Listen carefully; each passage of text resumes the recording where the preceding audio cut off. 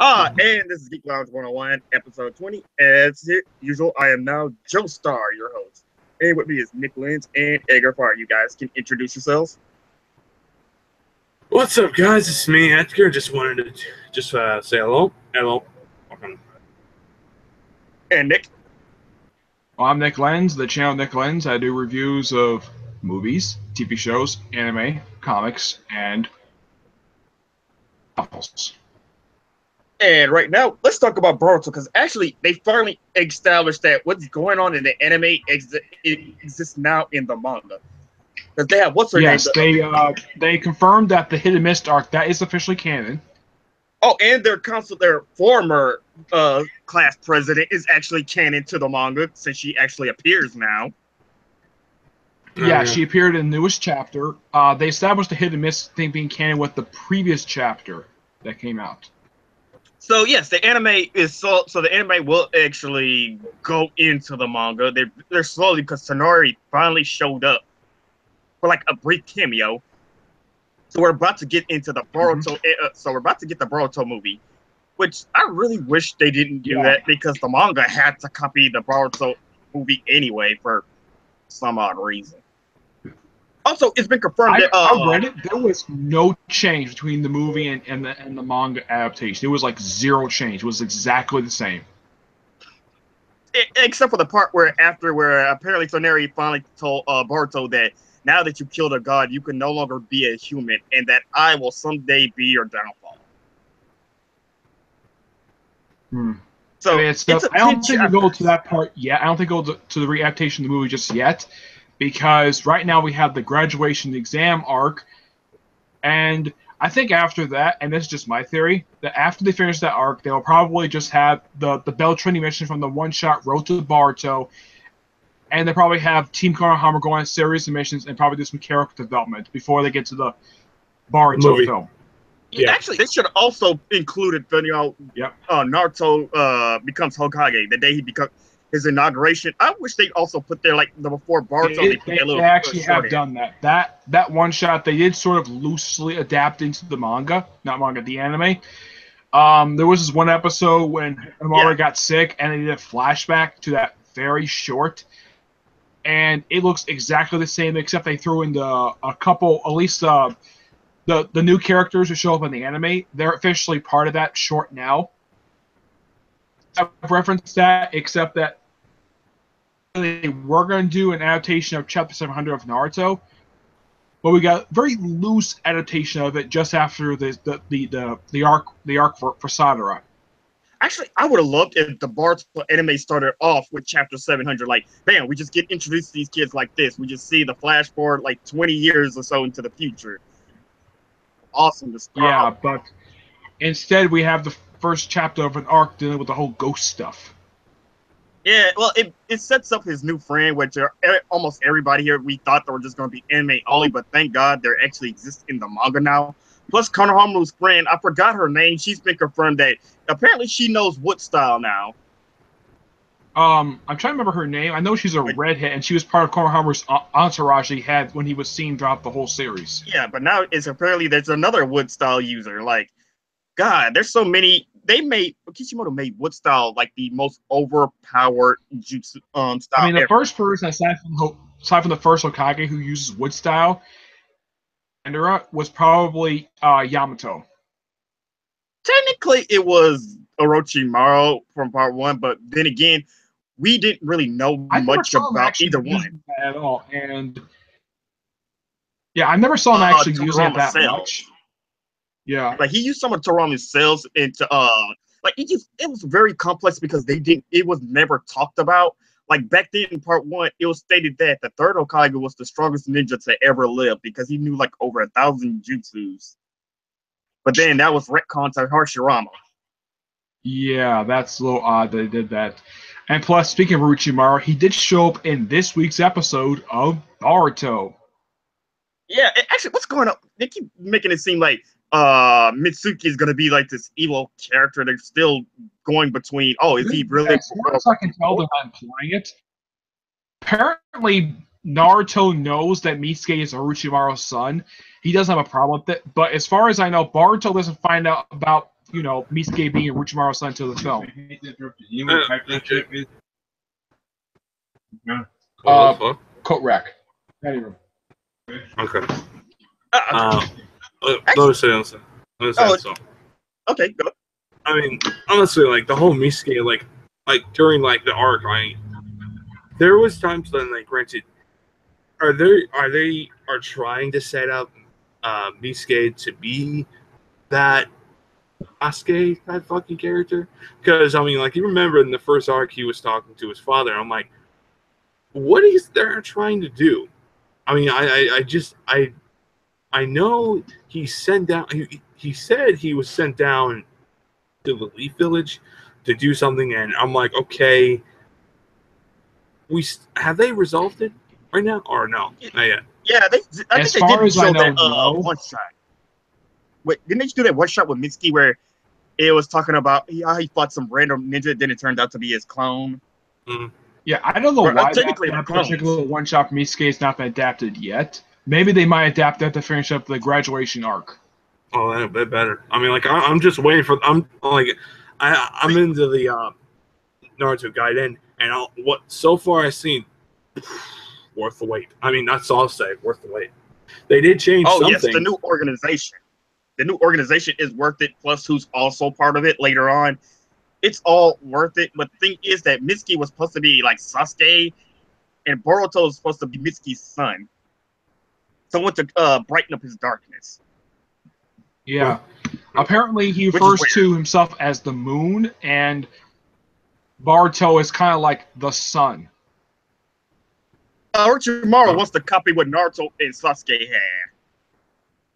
Yeah, basically copy their powers they had when they're giving power, their gift from the Sage of Six Paths.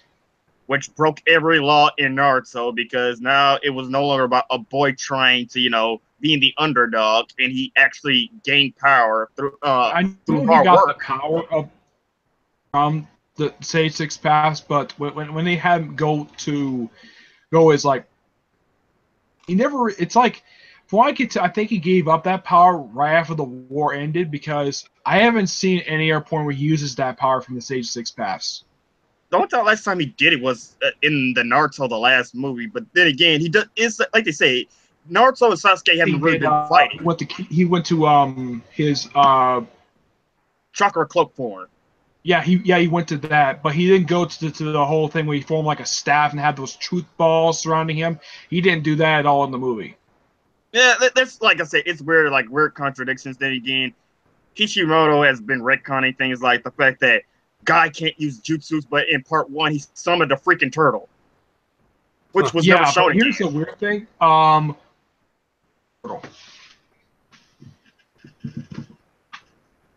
Yeah. What happens to the turtle? No, I don't know. Apparently, Guy could summon a turtle, and then it never showed up again. And then Kishimoto retconned that Guy could never use jutsus. He was just basically like Rock Lee, which basically contradicts everything. Yeah, and they never bothered to explain of how in the world. I know this is by part of Kishimoto, but why is it that Rock Lee and Guy look almost exactly alike? Even though they're not related by blood. And the question I don't think anybody's bothered to answer, heck, even currently, who the heck is Metal Lee's mother? Actually, everybody is still wondering that, but here's something I do find interesting in the Naruto anime in Shippuden was Itachi's former partner from the Hit and Miss, who was also actually brought up the fact that Mike Guy actually killed like 5 members of their group. Seven swordsman? Yeah, like Mike got died. He actually killed. He went 8 gates and killed 5 of them, or 4 or 5, I believe. Yeah, the only members I could think of in that battle, he didn't kill Zabuza. You know that sword that Zabuza wasn't. I don't think Zabuza was a ninja partner yet. from Bukatsuki has. He didn't kill him because his later. And it was one other person. Who else? I think those two are the only 2 he didn't kill. Oh wait, and that guy from the filler that ultimately became canon. Yeah, the Thunder God Blades. I think his name is Rise. I think it's Raiga's his name. And apparently we have this one character. Now, the rest of the news source, we didn't know much about these guys at all. The leader, it's implied, according to some articles I read, he might be the son. Oh, yeah. Kiseme's son. He looks like him, but he has different color skin. You talking about Kagura? Not Kagura. The leader of the Seven Swords, and the one who brought them all together, the one who everybody's taking orders from. The newest guy one. He's from the Hoshigaki family. Yeah. The problem with them is that he's pissed because they want to go back to the days when they were called the Blood Mist Village. Also, his family plus Kagura family have been crossed out. They can't be acknowledged by the village because Yagura was controlled by Abido/Mara, and Kizame joined the Akatsuki, so that basically put shame on their family. And as far as I can tell, at the end of the arc, he does want to try to basically earn the right to use Chocho's sword. Doing a new Seven Swordsmen, and they were trying to start another freaking world war. I kind of like it because they showed the politics, like Mei and the new Mizukage. I think her name is Mei, not Mei, and really changed all that much. The former Mazukagi looks like she just got some wrinkles and she put on a little bit of weight, not as much as Anko, but she put on a little bit of weight. That's one of the things is that she has saggy grandma boobies, and nobody seems to like that. Yeah. In part 2, she was 31 years since the war ended. That means she's 46. I thought it was like 20 years in the future. Yeah, basically, because it's like 15 years after the Fourth Ninja War. That means me is 46 years old. It's like hitting 70? 70, but here's the weird thing. Tsunade has never made an appearance in the current series at all.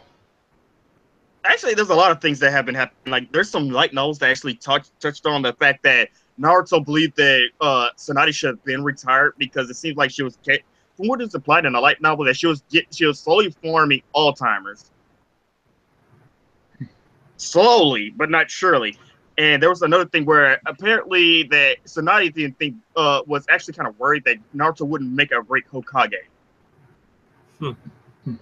And we also learned that Danzo is one of the reasons why the Uchiha really pushed for the rebellion, because during when the first time Obito released the Ninetales, Danzo specifically said the Uchiha were not allowed to participate. So people thought the Uchiha had something to do with it. Plus, it was his grand plan to exile them. Yeah, his grand plan was to not only exile the Uchiha, but to eventually start a coup to actually kill them all off, because apparently he thought the Hidden Leaf was better without the Uchihas in it. I said, this dude's a dude. Yeah, and currently their police force, they formed, basically, as of currently, I know that originally the police force was made of people who were part of that clan, but since the clan is gone, that means that currently the police force is made of non-Uchiha clan members. Actually, the reason why is because Tobirama wanted to get them in a position of power, but also to keep an eye on them. That's why they were always Uchihas in the Anbu, mostly so they can know what they're doing. Yeah. Like, another thing is that they basically pushed for the war was apparently Fugaku was actually a hero, an unsung hero during the Third Great Ninja War, or second. He actually had a nickname called Wicked Eye Fugaku, and it was kind of implied that he had Mangekyo Sharingan. But because he's an Uchiha, they passed him up, and everybody was choosing Minato as the next Hokage. When it came to that war, both the anime and manga, they didn't show that much. I mean, the biggest thing that showed from the war was Obito's apparent death. Yeah, but everything you see is in the light novels, and that's the only time they're ever brought up. Like, the whole Uchiha and why they were basically being pissed off because they're Danzo. In fact, Danzo was one of the reasons why people knew Naruto was the Jinchuriki. He slowly leaked that information out, and Third Hokage did nothing. That's something like it's asshole shit like that. And he even convinced the Third Hokage to actually exterminate the Uchihas. Well, looks like Nick has to go do something. All right, can we talk about a bit of Super? Yes, let's go back to Super. I hate killing. I'm sorry. I'm saying this right now. I'm getting a little bored of fucking talking about this Boto stuff because I haven't reached up where your guys are at. But I mean, like, I have to have a marathon of that of Boto later this week. But I'll just say this. I mean, like, for fucking, I know a lot of people don't like Khalifa because Kale is useless. No. She broke the mold, and she did it easier than any of characters from Universe 7. And no offense to every people angry because it was kind of implied that she might have ended up going Super Saiyan 3, which kind of redundant. It's like, again, it's like, I kind of feel like, again, this is the one thing I always say is it's always the toy factor and the merchandise. And I feel like that's something, like, granted, it is very, like, let's just say odd, but I feel like the way her character is, she's that character that's, like, very powerful. Granted, her father or whatever, the Kabe's master, I think that was his name. I think the guy was Khalifa's. Khalifa's brother, whose name I don't know. That they're related. That they're brother and sister. Okay. Yeah, brother, Khalifa, whatever. He said her power has great potential, or whatever the fuck he said. And he's like, okay, so he kind of is aware that he kind of is aware that she has a very powerful up there in the Universe 6 realm.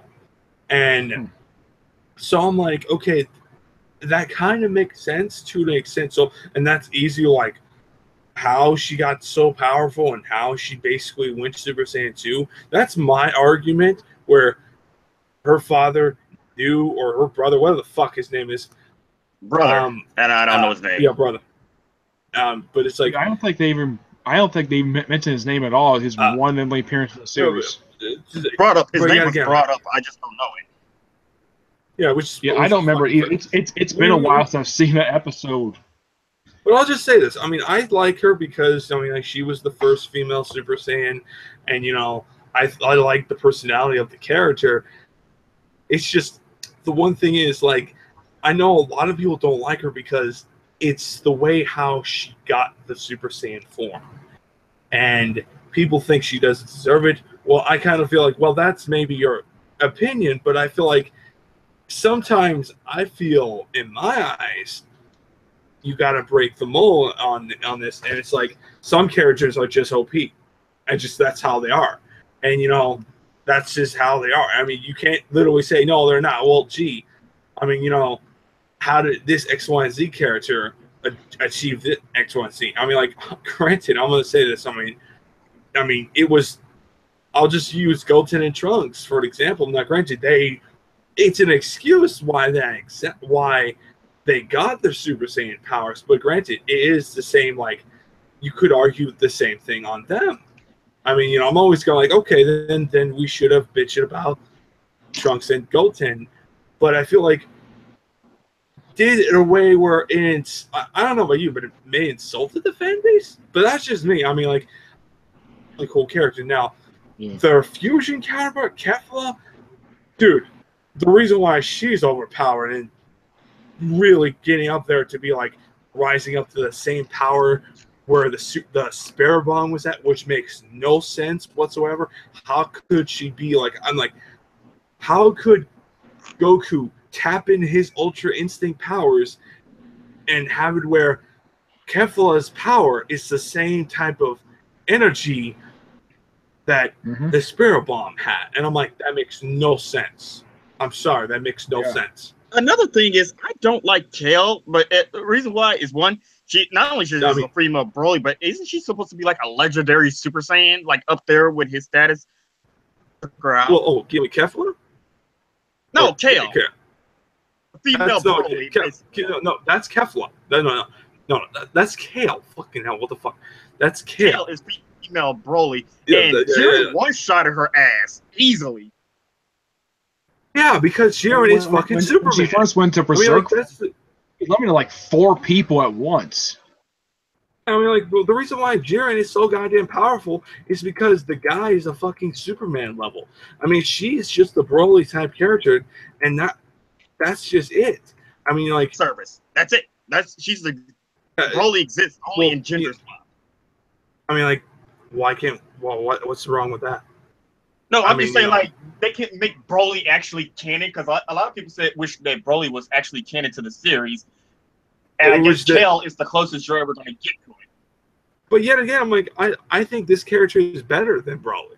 I think this character is much more, let's just say, more developed, because Broly didn't have a character. His own thing was he was pissed at Goku because he wouldn't show up as a baby. Yeah, exactly. And that's why I prefer Kale, because in his second appearance, he never spoke a single word because apparently he became mute for some reason, and it took the combined might of Goku, Goten, and Gohan just to defeat him. Of course, Goku was already dead at that point. And don't bring up Bio Broly. That made no sense at all. Dude, that was just fucking stupid. I think they're just doing. I think they just did it just to did it. I mean, but besides all that, I mean, like, the reason why I think personally, I mean, you know, I think they're cool characters, and it's like I feel like they deserve a little bit more recognition. Like, look, guys, this is what I mean. Like, I feel like, no offense, I don't want to insult people's intelligence. I just feel like they don't like it because they don't like fans that don't like it because, they're too powerful, or they just don't like because they just got their favorite character. I mean, don't say I'm not, because I could prove. I could give you many YouTubers that pretty much literally just say they don't like it because they're beating up Goku or they're beating up certain character. Now, granted, I could say the same thing on Jiren, because Jiren is that character where this guy, and I kind of feel like this is the only character. No sense. He somehow became more powerful than a Hit because he transcended time and space somehow. Yeah, which I'm like, okay, this is like the one thing I'm saying this, like, how is Goku gonna beat this guy?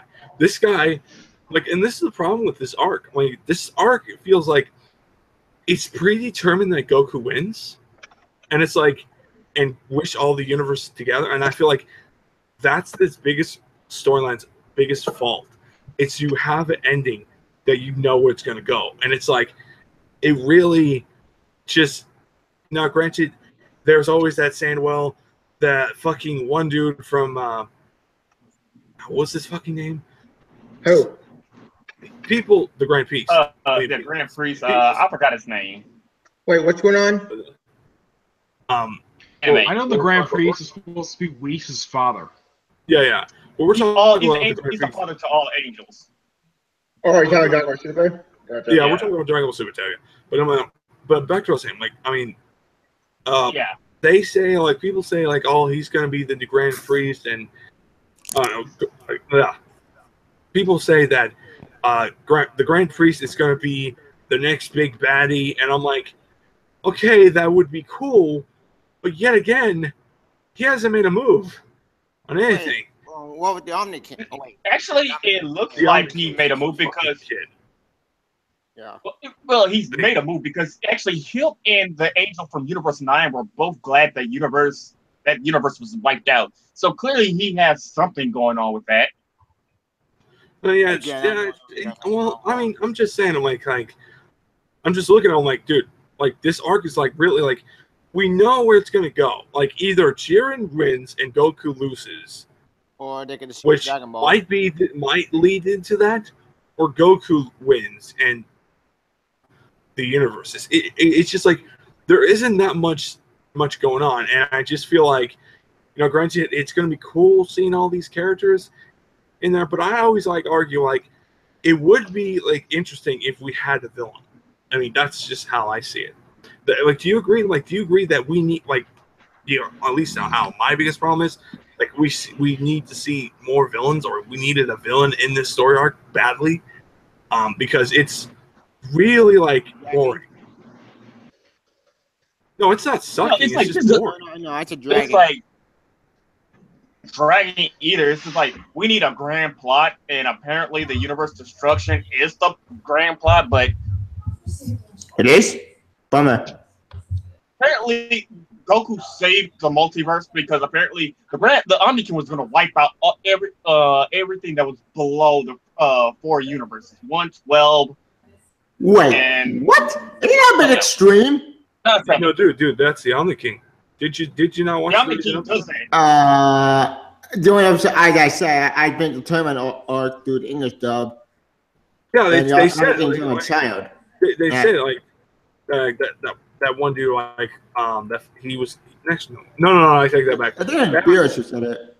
They haven't said it yet, but I mean like, yeah, this guy literally blew up 4 fucking universes just because he felt like it. Like, in fact, the last time he went on a tirade, there were like 17 universes, and then he just wiped them out to those 12. Yeah, I get the Anakin a child, but holy shit! No, dude, he is like the Lord, man. This fucker is like, it's just like, it's kind of like, let's just say, He's the end all be all being. Yeah, you could all the stories. It was no, that too. It's like if you give a young, let's just say a young child a big lethal weapon, what would the kid do? He would activate lethal weapon. Franklin Richards' universal level power scale, except only with a more childish mind. Yeah. Wow. I got nothing. That's very impressive. I mean, just like, dude, the kid's a fucking like mass destruction, dude. I mean, like this kid can literally wipe out. Like you'll see it later on in the Black Goku saga, the equivalent of his power, like that. Like this guy is like OP. That I cannot wait. The Black Goku saga, I am. So but it's like it's ways away, Tevye. It's ways away. It's like the ending of that saga. Ow. Damn it. Oh well. But you'll find it. But anyway. I know, but it's just like another thing. It's like, I mean, personally, I mean, wouldn't you like? When I'm gonna ask all of you, like, how would you feel like if we had another fusion in this tournament? I mean, like, fusion? Wait, I mean, no. Wait, we're talking about Vegeta or Gogeta? Talking here. No. People, no. Well, we don't know. People say like, will the androids fuse? Because some people say, let's have Android. I think Android can't fuse. I know Android. Tevye. They have the like in the current arc right now, Tevye. They allow the Batara earrings. Yeah. So they like, and that's why Kefla happened. So like, okay, why don't and the Omni King say, all right, more fusion, bring them all in, and. He keeps breaking his own rules. No, he keeps on changing the rules. He's like, it's like fucking kids. Like, it's like you're bored as fuck, and you're like, oh fuck it, let's throw something spinning in it. It's just like you're watching like a game, and you're getting a little bored, and I'm like, okay, and someone said, oh, we got this and that in there, and you're like, fucking put that shit in there. And it's like changed, and they're like, oh, we can't use it because X, Y, and Z. Fuck it, change happened. All right, happened, change. Rules change. You're in, put that shit down there. And it's like, dude, it's this fucking kid. It's literally changing the rules just because he wants to get entertained. It's like really kind of. Spoil black, basically. It makes the tournament confusing, and there's no real structure because you keep going back on what you're saying the first time. Well, there really, like, honestly, personally, for me, I think there really is no rules. I mean, it's going to get to that point. There is no rules because we've Omni King. Like the biggest thing I say is the Omni King wants to be entertained. It's like it's just one little thing. It's just wants to be entertained, and it's like do what you wish. It's kind of like a gladiator match. Yeah, kind of Caesar. It's like you had certain rules, and you're so entertained by it. You're so enjoying it. You're like, fuck it, leave it. Let's change the rules. He could do this and that, and you could go forward with it. And it's like that's something I see, and with this tournament, and it's like the whole thing is just the one big problem is we all know Goku and Jiren are gonna fight, and the biggest problem on Goku, and it's I like Ultra Instinct, the technique, or shit, it's not really a form, it's a technique, like Kaioken, and it's like, Yeah. I mean, it's like apparently the Gods of Destruction can't even use it. yeah, exactly, and it's like Apparently. the greatest problem. No, like you'll know why in the dub. So go, keep hush hush. Yeah, because Teddy, we're like talking far into the future. Like episodes, we're like on episode what? Like you're still on like episode. No, he's at that episode 42 or 41. Well, we did you watch Did you watch the like you saw the ending of the Universe 6 saga, right? Yeah, when Goku and Hit after they both. Okay. You're at the filler arc where 2 episodes from Goku Black. You're just 2 episodes. That's what I can't wait for. Goku Black showed up in episode 47. You were at a few episodes before you hit Goku Black, but it's like we're at ways away. I mean, yeah, and all the sagas, that was the only one where the ending of that saga set up the next one, because the entire series, that was the only time that ever happened. I mean, yeah, there was hints at this particular saga set up for 6 saga, but wasn't like the ending of one saga led into the next one.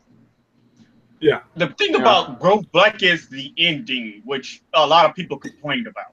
Well, people got pissed off at the ending. Which I kind of feel like, well, I have more arguments with the manga counterpart. I mean, like, why? What the manga counterpart? The manga counterpart makes no fucking sense. I mean, like, you have not working with the anime crew. That's why. So, like, well, no. Here's the reason why they did that. Like, the head words that you have a different time or a different timeline. You put Future Trunks in the anime in a shelf where you could bring him back later on in the storyline in Super, if Super continues like 10 years, which I think 10 years is going to fucking happen. I mean, I don't like, and plus, I feel like if the show keeps on going, it may reach 700 episodes, hopefully. If it's 700 episodes, that'll be an achievement. Past, like, I think as of in a couple months, I think we'll hit episode 125. Yeah. I don't think. What? I was going to say, Dragon Ball Super is going to last for a long time. Like, it has one of the most loyal fan bases out there. It's going to last for a pretty long time. Oh, yeah. And that's why I say, like, Dragon Ball surpass both Super and GT, probably. The GT non-canon. Z and the original. It's already surpassed GT. GT, I think it already surpassed GT Go. Like, because GT only put out what was like 70. Non-canon. What was it like? Yeah, GT I know not happen at all anymore. But I think the series produced, I think it was like 70 episodes. Yeah, I think it was 70. Because there was the Black Star Dragon Saga, then there was the Baby Saga, which is it was 60. It was 62 episodes for GT, all told together. Oh. And when it passed GT, I was like, thank God, because people were like, oh, it's gonna end just like GT, the same number, and I'm like, I hate these GT fanboys. Same. Like, these GT fanboys. I like about GT, but I don't like every single saga. I would say my favorite saga for the whole thing is Baby. Yeah. Super Android 17. People only, Hellfire 17 and the Black Dragon. Like, the reason people love it is because Super Saiyan 4. That's the real reason why. The Baby Saga is my favorite. I have all the sagas. And the reason why Super Saiyan 4 looks cool because the way it was presented, the way it was introduced, everybody loved it, and that's why. Awesome. And that's why Year 4 for Luffy's form for One Piece, it's based upon Super Saiyan 4. Wait, which one? Actually, it was. According to what I read, it is based upon Super Saiyan 4. Piece Wiki site, and I think Oda himself confirmed it. Which form is it? I want to see this form. I got to see this. Hang on. Give me 1 second. I will. I gotta see this form because I want to see the I'm here. This I gotta see. This sounds interesting. Forms of it. The first form was Balloon Man. That showed up there in Dressrosa. Pink Man. That showed up to Whole Cake. It was when when Luffy was fighting Cracker. That's when he went to Tank Man form. Hang on, I'm going to show you guys right now. This people say this form is kind of like based off of Nightmare Luffy during. Okay, look at this. Gotta look at this right now. I need to see this. Wait, hang on a second. I'm going to bring it up. I'm bringing it up right. Screen share it. Because I read mean, an like, article that that they are going to show that scene when they have Nami and Carrot taking a bath. They are going to show that scene. Nami can't wait. What? Because There is a scene in Whole Cake where they're shown taking a bath together. Oh, okay. Okay.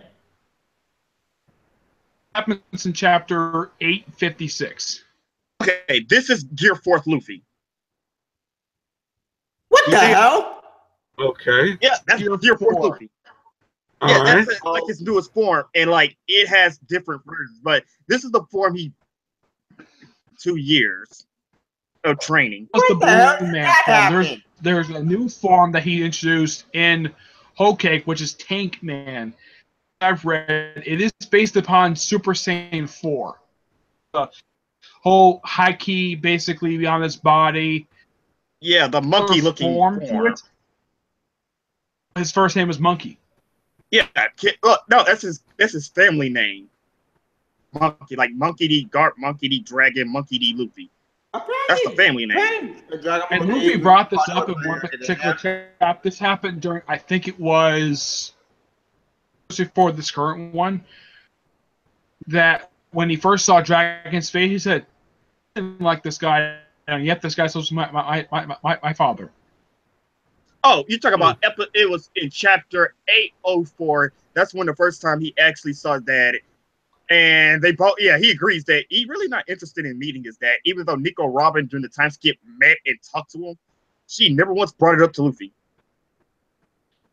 Okay. Yeah, it's never been to yet, but I don't think the Revolutionary Army is gone. I think that one of their bases was destroyed.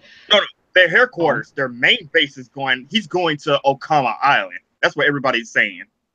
Okama Island. Somehow, by pure accident, pirates. Jesus Bird snuck onto the Sabo ship. On a Sabo ship, and that's how they found it. They basically followed his Riri card, and that's how they found Patello Island. Yeah, and according to what I remember reading about it, that they briefly fought the Blackbeard pirates, then the world government showed up, and they both left. But the building itself was destroyed. But they never confirmed that Dragon or Sabo was dead. They never confirmed that at all. It's possible they're dead, but they never officially confirmed it. No. They're not dead. They're too important. Plus, they also they revealed Sabo's bounty, which people were kind of mad because they said it's way too low for somebody who's supposed to be second in command. I saw his bounty. Apparently, his bounty is higher than Luffy's. Yeah, it's 604 million for and the highest bounty so far. I don't know if you know this, Jeremy, but in the anime, there was something in the anime for during this whole cake thing when Luffy's in that book prison thing. Oh yeah, they showed the word accidentally revealed what Luffy's new bounty might be, and it might be 660 million. Actually, one thing some people caught was there's the word admiral inside Mountain Door's book, which but we don't believe it's an actual admiral. We don't think it's like Olympus, since he called himself an admiral, and Teach calls himself an admiral as well. I want to ask you something. I want to say something. A lot of people ask like, what kind of spin-off shows like Dragon Ball could do, and I'm like, well, Universe 6 is developed to enough where I'm like, should we do like a Universe 6 animated series type thing spin-off show? Interesting idea. Since the over story. Huh? Because it gets very complex. Like the closest they ever had was Jiren or Jigen? That was basically a prequel to Dragon Ball. The only series I can think of that actually had spin-offs was Fairy Tail. Yeah, it was a prequel. Oh, you mean that fucking one dude that's in the show right now? Space God. Yeah. I wouldn't mind to have that get animated for him. I mean, like, I always like have spin-off shows because you're like it's like there's you have the show like there's more to what we haven't seen that the show hasn't covered. And liquid soap is in there. Did you put soap in there? I mean, like, personally, for me, I'm like, Nick, mute your mic. Yes. Okay. Sorry, Nick, I had to mute your mic. I apologize, but that's just how it is right now. You can unmute your mic when you're done. I mean, but honestly, I mean, just personally, like, I would like to see Universe 6 to get an anime, just to get a spin-off manga or whatever, because I want to know more, because we got Manekians in this universe, so that's already a sign for Dragon Balls in that universe. So I'm like, why can't we explore there? I mean, like, we know, like, oh, you see this? Oh yeah, what's that? Yeah, I think that's Tank Man. Right. That's Tank Man. Like he kept eating his biscuit soldiers, and he got so fat that he called that Tank Man. Tank Man. What the hell? Yeah, and it was because of that poor dude able to beat Cracker. He's something as one of his brothers. Big Mom has 85 kids. His name is Charlotte Cracker. Make biscuit soldiers. So Luffy just started eating. The guy he's faced off against his mouth. He kind of reminds me in a way slightly of Kakashi from Naruto. And hang on a second, I'll show you. This guy right now has the highest bounty in the series. I think his bounty is over $1 billion, isn't it? 1,087,000,000. Yeah, it's 1,087,000,000. Jack at exactly 1 billion. I also want to ask you guys something. What's you guys' thoughts on the Batman animated series? Or is it Yeah, Batman Ninja, the trailer. Yeah, I want to talk about that. It's Batman awesome. Some people think that. Why didn't we just get Batman Shanghai? It's on. Like, whoa! Too many people talking. Too many people fucking talking. All right. Oh wait, I'll say like Batman Shanghai. Some people thought, why didn't we just get Batman Shanghai when they were showing it on the Cartoon Network? Was doing those shorts for DC. Because Cartoon Network are cheap as all hell, and put after the headrunner, Christina something, he's basically expensive anime. Also, yeah, that's the highest rated batch. I like 1,057. I'm like, for me, I'm like, okay, like, I just want to know, like, how is this thing going to all turn out? Like, are they going to redo Bruce's origin story, and how we're still we're going to have this one fucking samurai got so fucking bullshit, and how apparently the plot for Batman Ninja, Batman goes back in time along with the rest of Batman to stop Joker. Wait, what? Wait, so you're telling me the whole premise of this fucking anime show or movie, whatever the fuck this thing is Batman went back in time during the ninja after the time, so Batman tried to stop him, and then the machine exploded. And wait, you make no, like, Kevin, you're making no sense. I mean, like, it's so funny to try itself. Yeah. So you're telling me Batman went back in time to go stop the Joker? You mean? Yeah, that's the basic simple plan of it. But that's not all. We also in the trailer we got Grodd, we got Deathstroke, we got Harley Quinn.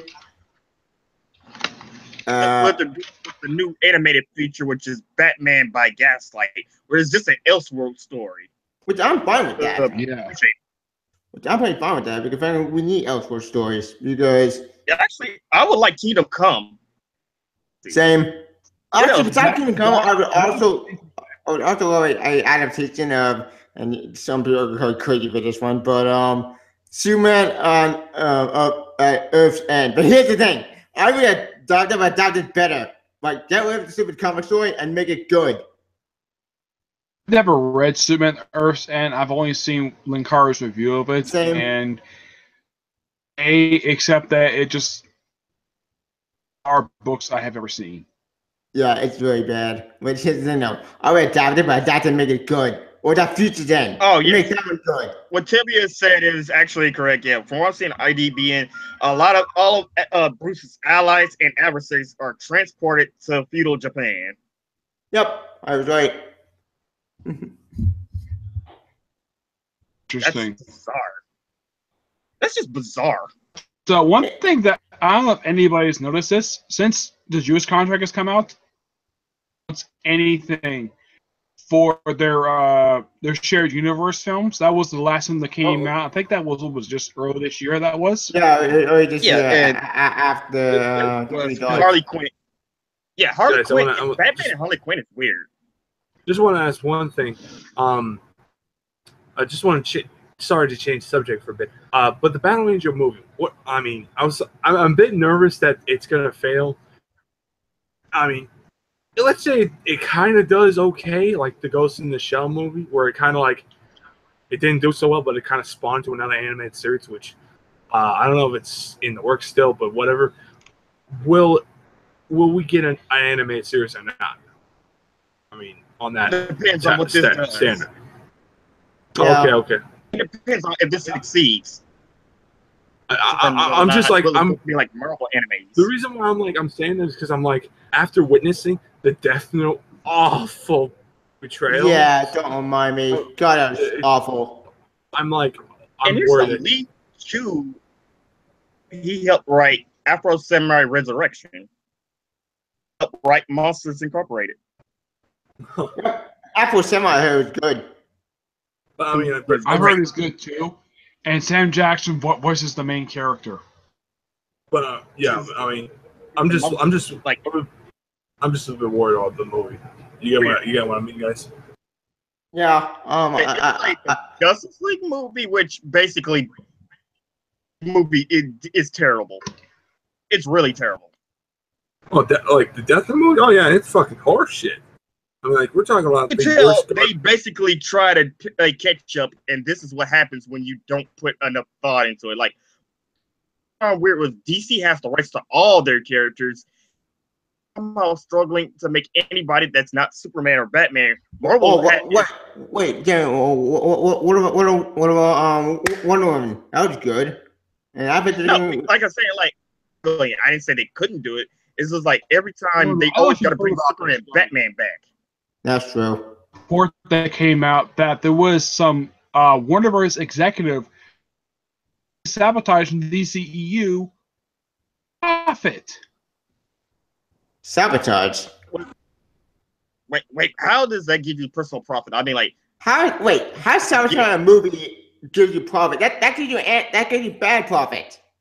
Yeah, I don't know why, but it was a report that came out this week.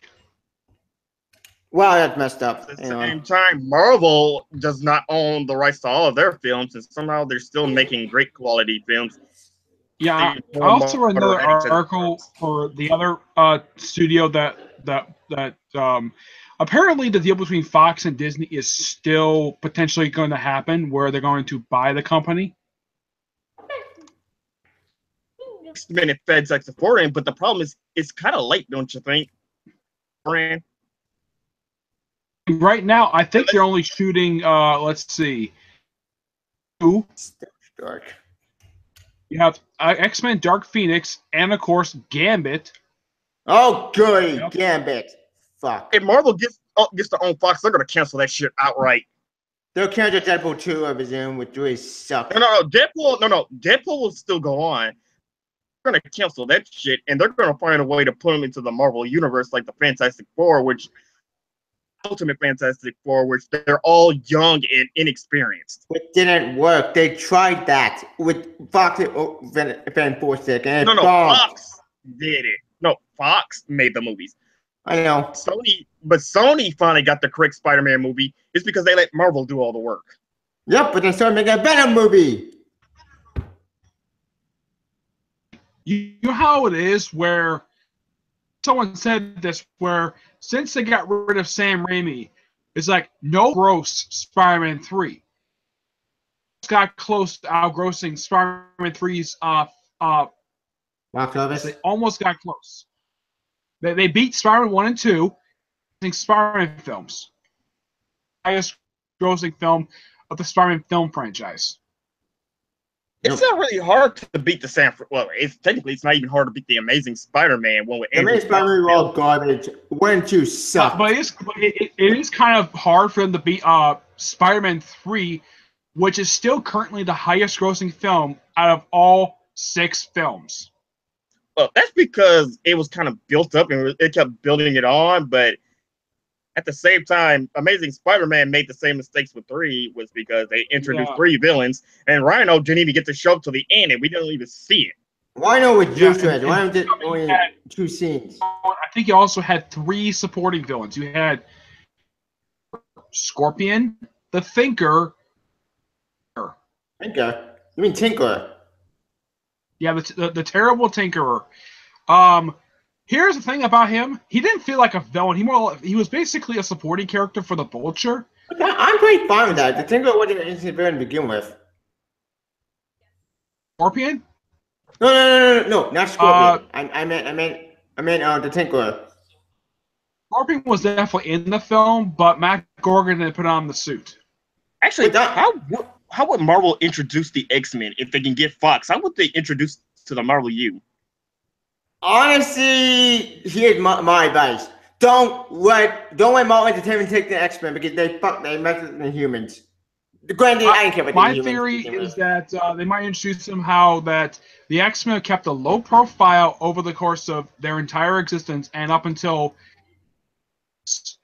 because of things they had to basically come to public life because a lot of the stuff they did were basically no one in the public actually knew about it. Basically, people kind of know about mutants, but talk about them. What about Avengers 2? That's my theory, or that maybe Charles Xavier used his powers to basically wipe everybody's memory of the mutants. Yeah, when they did Age of Ultron, they basically said that Von Strucker said this is going to be the Age of Miracles, and we had Quicksilver and Scarlet Witch. Yeah. Yeah, but so basically we could say, hey, they could introduce them there, like saying, oh, mutants are just finally being discovered, like they finally discovering mutants. Yeah, the one thing I didn't like about Age of Ultron was the fact that Ultron killed Baron von Strucker. Oh yeah, that was a missed opportunity. Damn it. There's a lot of missed opportunities. And this is Marvel something though, because Strucker is supposed to be a Nick Fury villain. I thought we had stuck with the Captain America The villain. only character that Strucker showed screen time with was with Cap, and they had a brief, good fight. It was a disappointing ending, like, oh, Cap just threw a shield at him, that's it. Actually, there's a lot of things that are weird. Killed by freaking Ultron. Though, comes back many times, despite how many times Nick Fury tries to kill this guy off. In fact, they never bother to explain it. Actually, Shield is really paid. If somehow, let's say that if they retcon it where it was a clone. What? Clones? No! Let's not bring clones. Clones always destroy every Marvel universe. Actually, what about Red Skull? Because he's still out there, and the Mandarin is also out there, which they never touched on that either. Yeah, and get this, there is a theory rolling around that apparently a possible manager might have been Obadiah Stane. Stane's dead. We saw him die in Iron Man 1. They know where to come back to life. I want to bring his son out to get involved. That was a theory some people had that he might have been the actual Mandarin, but I highly doubt it because Chinese, not an American businessman. That Marvel had to write themselves out of the corner when Iron Man 3 because everyone got pissed off that was the real one. Then at the Mandarin shirt, it turns out, oh, there is a real Mandarin. He's out there. We just we're never gonna get that because as we all know, Iron Man 4 is never gonna happen because it's a trilogy. Beginning, middle, end. Simple. But you can still introduce I've the heard Mandarin. something that Robert Downey Jr. he does want to do one but he just basically appeared in other people's films before he does that. And plus, he doesn't want to be actor Tony Stark. that Marvel has. You don't be Tony Stark forever. Robert Downey Jr. doesn't want to be just known for just being Tony Stark, even though that's the role. That I can't remember the possible Iron Man 4 story to Edgar, and he basically the villain for Iron Man 4 was the Crimson Dynamo, the actual one. But where all the previous Crimson Dynamos who were Crimson Dynamo over the years. Well, the first one was the original one, and like in the comics, he defected, worked for Tony Stark, and said he didn't like what happened to the actual one in the film. So was they had one in the 90s, having basically the last one for a period of about 15, 20 years. He's so popular, it's like, okay, we need our own Iron Man. Iron Man says, hey, why don't we resurrect the Crimson Dynamo program and basically, okay. and resurrect the Crimson Dynamo program and just recruit the guy who currently is Crimson Dynamo, and have be sent by the Russians to do something in Tony Stark's business. Interesting idea. Also have to introduce, and this might be really interesting if they do this. I think Edgar would love this. If they somehow not only bring in the Crimson Dynamo, but also the Titanium Man villain. But in Titanium Man, would it get a US villain, or it's from Iron Man, or is it a Spider-Man villain? No, scrap that. That's Titanium what Man is nonsense. Never mind. only fought Titanium Man once, and that was before the original Civil War broke out. Oh wait, I'm I can think of the only other really big Iron villains that showed in films so far is Mask. Man. Kind of, she's open the MCU. Except that wasn't from my mask. That was more. 1940s. Yeah, 1940 my mask, which was That weird. was an actress who I wouldn't be surprised if they had Meta Mask in present day. Thing is, or would do her at all. I don't think they can do it now because they used it. Sort of weird. I don't know. Well, here's the thing. I highly doubt bringing her father in, who's Count Nefardia. The worst Mara villains ever. Wait, he's one of these guns. Shit. So you did with years on efforts, sir. Right. Let's say if they get a Black Widow movie and they basically made him one of the main villains, made him a villain in that film. Who knows? Seen that for the Ant-Man and the Wasp. Apparently, the main villain is going to be the Ghost, and it's going to be a sex change where Ghost is a woman. Sure, I can buy that. Like, go for it because they got rid of iPerma bullshit.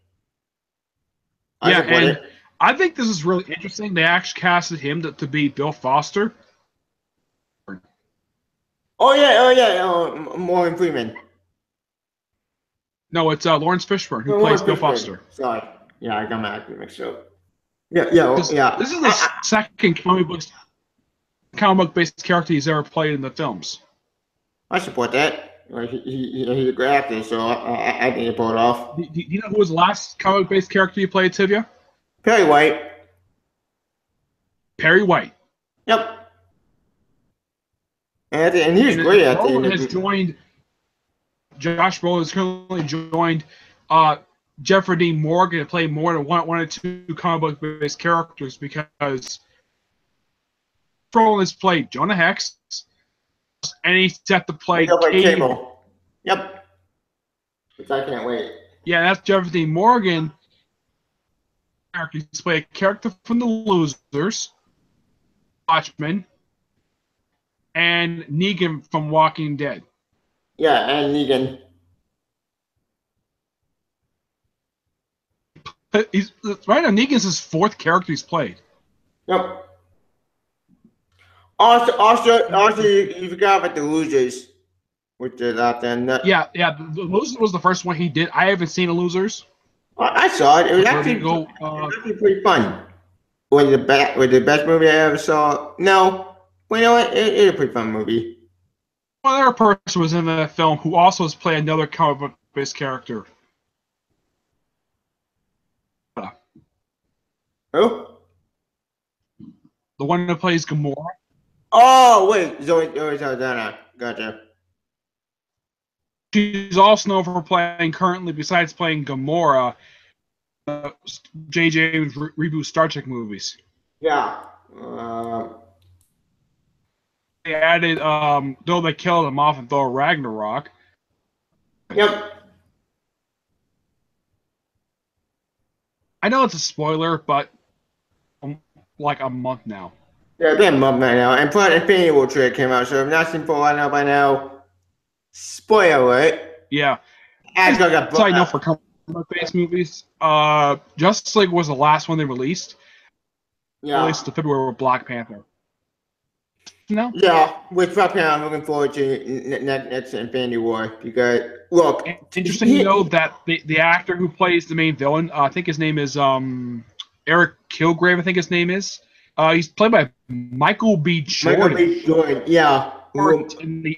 In the Fantastic Four reboot movie from a Which couple years I don't ago. blame him. I don't blame him. I blame more like Fox's bullshit and but the mishandling of that movie. That movie was a train wreck. He is a good actor. We're talking about now? We're talking about Black Panther, Michael B. Jordan. Yeah. Also, Edgar, we all talking about Iron Man 4 but with villains like Quentin Dynamo and Titanium Man.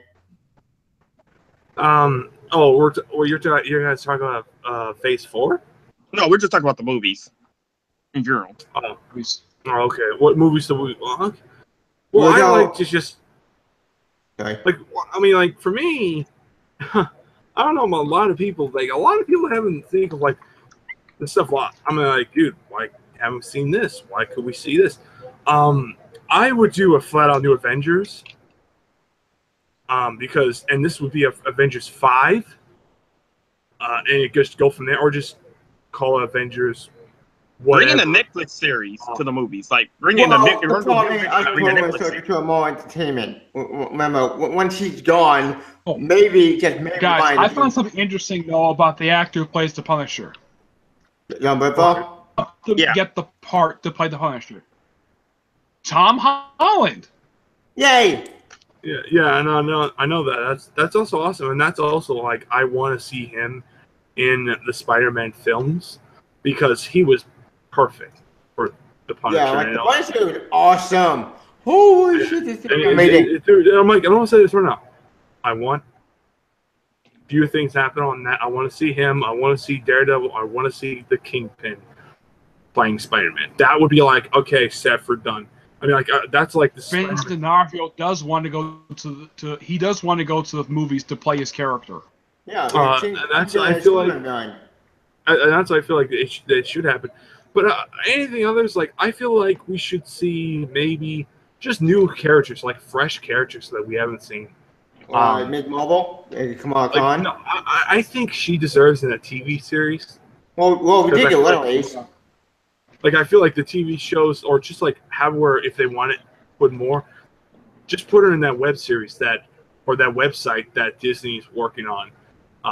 Just go. How do they change Runaways? Because Molly Hayes in the comics is a mutant. Actually, here's the thing about that. They haven't called her a mutant because they can't do the way like anything. Runaways actually is really good. I've seen the first 4 episodes.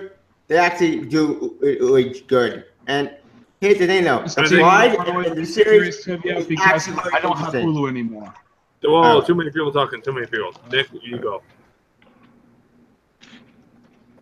Like, I used to have a subscription to Hulu, but my dad canceled the subscription because he just wanted to continue just paying for CBS All Access because we used to have that, CBS All Access, and Netflix.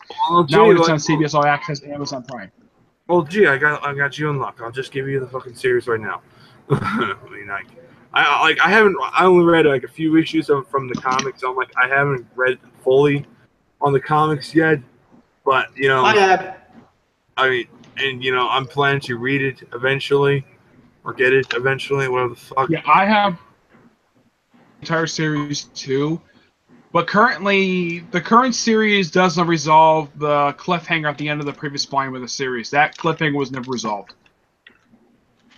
Well, maybe this new run will probably explain that shit. Well, actually, at the bottom came on the left, the entire series went to shit. Well, I don't. Granted, we don't like. I mean, yeah, sure. We'll just. Well, no, fuck it. I'll just drop it down. I mean, it's not fucking worth it. Yeah. Of what Marvel Netflix series? And Hulu, but. I know that Runaways is the first one they put on there. I don't know if they have plans to put any other ones on there. I know they're putting Cloak and Dagger. I know they're getting Freeform. I heard New Warriors is searching for a new network. Yeah. I heard some people are planning on. Yeah, I don't know why they're doing that for, and the lineup is very bizarre. I get the fact they can't use Justice because he's a mutant. Squirrel going Well, Flatman. well, Squirrel here- has here- never been part of New Warriors. Flatman. Well, here's the Avengers. thing. Here's the thing about that. By the time they try to resolve it, like they're gonna put the mutant characters, and plus they're already gonna get their mutant characters, but like in the Fox and Disney deal. So I'm like, I wouldn't worry about it. I mean, like that's the thing. I'm like, Yeah. it's gonna happen.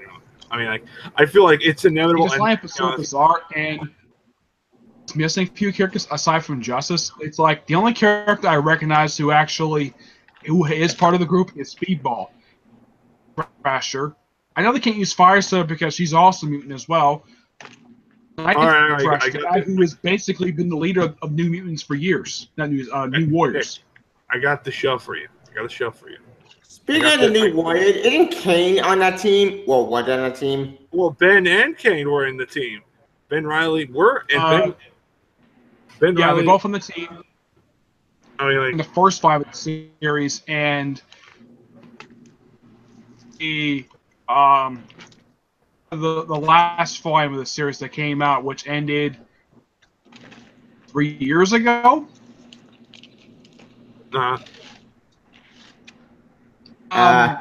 The series abruptly just ended for no reason, and since the series ended, of course, Sam Alexander is doing perfectly fine. They bring up an issue and explain what happened to them in the hospital. Wait, what? They're all put in the hospital by Moreland at the start of Spider-Verse. Oh yeah, Years that later, did happen. We forgot about that. like, oh, they're still in the hospital. It's like Marvel wants nothing to do with these characters at all. Congratulations, Marvel. You a complete wasted of good characters. Oh, by the way, Sam Alexander. Wait, he is. Wait, where's Richard? Where's Richard Ryder? Dead. Actually, he's not dead. He came back. He came back, and then Marvel canceled the book like right after he came back, which was stupid. Which is stupid. That's why I said, hopefully the new editor-in-chief will fix this. Actually, because about that. We can apparently get them again. World War Hulk 2. What? All under Alex. Dude, we're still under Alexo Alonso's reign. That's coming in World War Hulk 2. No. Like I said, we're still feeling. You're still everything until CB Lowski's comes in. You're still going to be under the Alex and Alex. When Alonso's is that supposed reign, to like? so. When is his stuff that Alex Alonso's end? Yeah, when did World War Hulk 2 end? It's somewhere in March. I believe it's somewhere in March or May. I mean, he only had been editor-in-chief for 6 years. And he's been doing a shitty job. Yeah. Like Casada, both of them both need to go. Look at Quesada's tenure. From 1999 to about, what was it, 2011 he was editor-in-chief? Yeah, right before Avengers versus X-Men. That. Yeah. But here's the thing. High number of events like Alex Alonso had during his tenure, because too many. Yeah, too many. Yeah, Quesada didn't have that much. I mean, the first major event was Disassemble. That was the first major event that the first major event he had was Maximum Security. That was the first major one. That was the first one. Major one would be until 2004's House of M. Yeah, House of M came right after that, but it wasn't like a high number of events. It was like maybe 2 or 3 per year. Notice, from 2011 to 2017, every year, more than usual. Like every 6 months, we already had like 2 or 3 big events going on. Yeah, we had House of M. Because we never had this at all during Quesada's reign. I mean, I think the last major event he did do that was released under his time as Siege. Might have been Chaos War, because that was the last event that happened when he was editor-in-chief. Why Civil War or Ultimatum? No, wait, Ultimatum. 2006. 2006. But I think, well, because if you notice, if you remember, the last event they released in was Chaos War. Which Hercules has never really rebounded from that. What about There are Chaos people War who again? came back during the event. Like Alpha Flight, they came back during the event and they're still around because Bendis killed them off pretty much a little over a year into his run for New Avengers. Oh joy! Another In the character case of killed off. other characters who were brought back, like the people Yellow Jacket, the Swordsman, Dr. Drood, since his event ended, never been any sign of these three characters at all. But Dr. Droid's son is still around somewhere. Yeah, his son wasn't Hickman's Secret Warriors run. I forget because Hickman at the I like Hickman, but Hickman like Secret War was such a disappointment. Scrap that. Secret War was good. The ending I got pissed off. Right? Because the ending Yes. what? That's it. But if you notice, throughout the entire time Hickman was basically doing work at Marvel, Secret Wars, I think, was his only event ever did. Then he left. Yeah. Right after that, I think the only he thing did he the did ending do. because Marvel will change his plans. There was no plan to be a hardcore reboot. and that's when SJWs got fully involved. Yep, and they screwed. Yeah, of course, that was as of 2 years ago. Once they Nope. implemented, Also like, left Marvel the same year as Hickman did. Never get Civil War 2. They're once garbage. he left, that's all the Yeah, good Rick Remender- talent left. Yeah, Rick Remender left the same time he did. Yep. Remender's So last they're telling official work he did for Marvel was not all new Captain America, was Hail Hydra. And then there was Kelsey Darman who left with Mac Fraction. Wait, Bendis is gone. That was the last biggest text. so and- who's next? I think Dan Stark's gonna leave. No, Nextlock's going to stay. In fact, a lot of people thought that Tom Brevoort was going to be next for editor-in-chief, and I think he's pissed that he got passed up. Good. Because right now, in my opinion, at the Tom Brevoort, I think he's tired. No, Tom Brevoort needs to get the hell off Twitter That too. because he's a fedora-tipping white knight. I think both Tom Brevoort and Slot need to get off Yeah. of Twitter because they keep writing bad stories. Slot is the reason why Silver Surfer got canceled. Which is frustrating because that book was good. I don't like book I ever Slot. What the hell? It was poorly advertised, Yeah, what probably advertised. like every other. Yeah, it was a good book. book. Barely I don't think it was advertised as when it first started. And then pretty much like after like announcement, oh yeah, we have a Silver Surfer series coming, but nothing since then. I mean, When it got canceled, no one knew it was still going. Every single issue was run from Amazing Spider-Man. Yeah, okay, ASM got advertised non-stop. Yeah, there was no promotion for Silver Surfer at all throughout this entire run of Amazing Spider-Man. Not even Superior Spider-Man had it either. He did. He advertised it on Twitter. Guest star appearance. Spider-Man did make a guest star appearance in Silver Surfer. I think it was one issue. I forget, even though it was just stupid. Well, they did have Peter show up for one issue of Silver Surfer. Yeah, that did happen. All right. And then The thing was, he died. He advertised it on Twitter, and even then, when people found out that it was canceled, no one even knew the book was still going on. Yeah, and that's Like depressing. Star-Lord. No one knew Star-Lord was even happening. But let's switch to DC now. Yeah, let's go to DC. Let's see. I know. Caught up with James Robinson's run, and apparently Grail is going off the deep end with Darkseid. What's she do?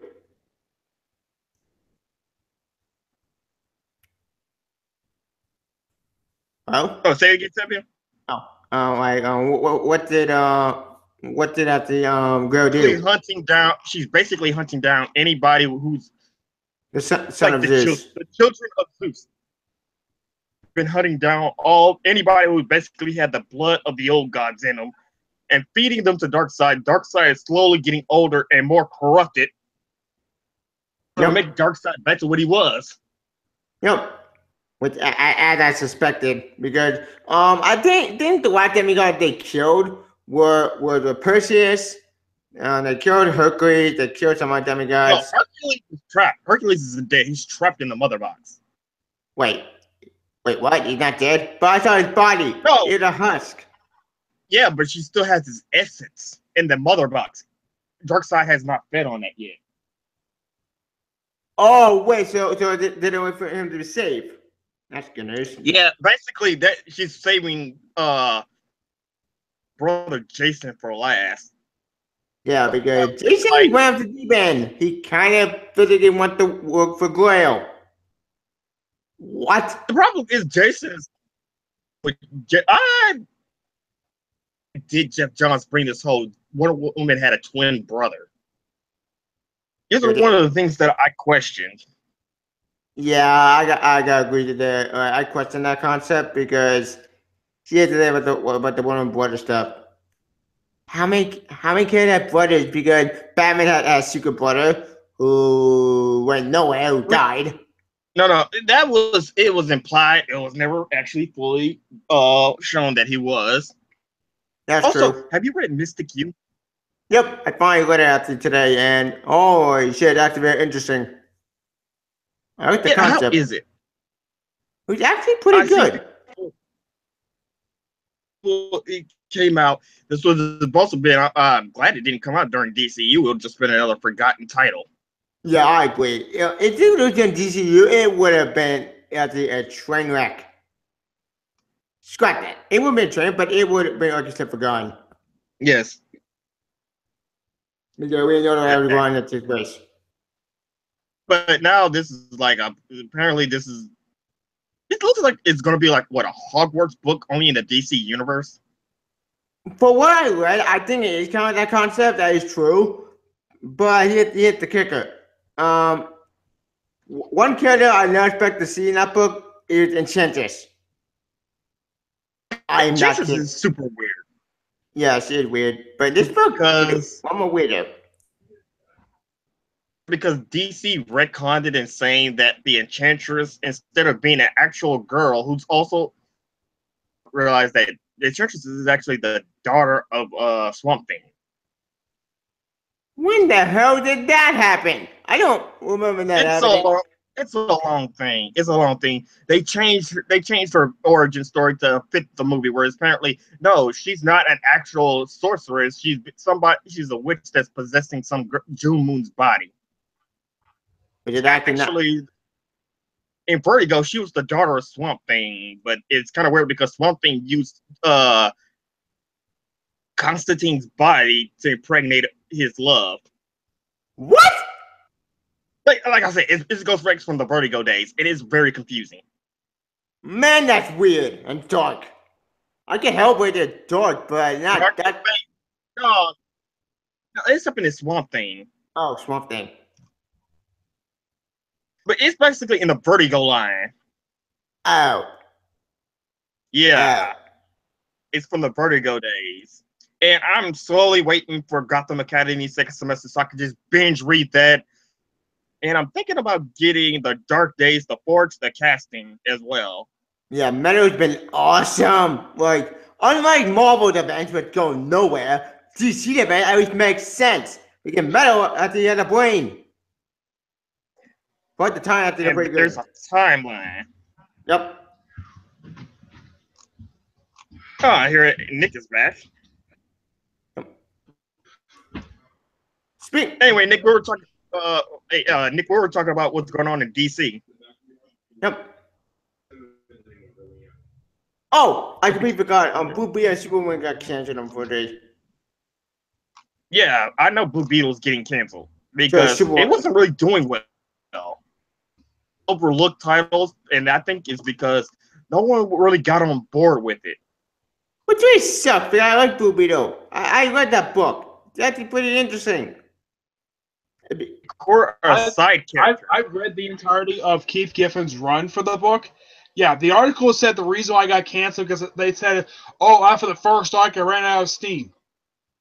Talking about that's bullcrap. Comicbook.com said what they were talking about.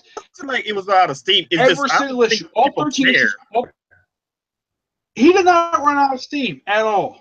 Yeah, he did because in issue no one cared. 4 and 5, The problem is they made Cord like a side character. They threw Dr. Fate in there, and it was very bizarre why he was even part of it. And they made Attilan hero, and they made him into a villain.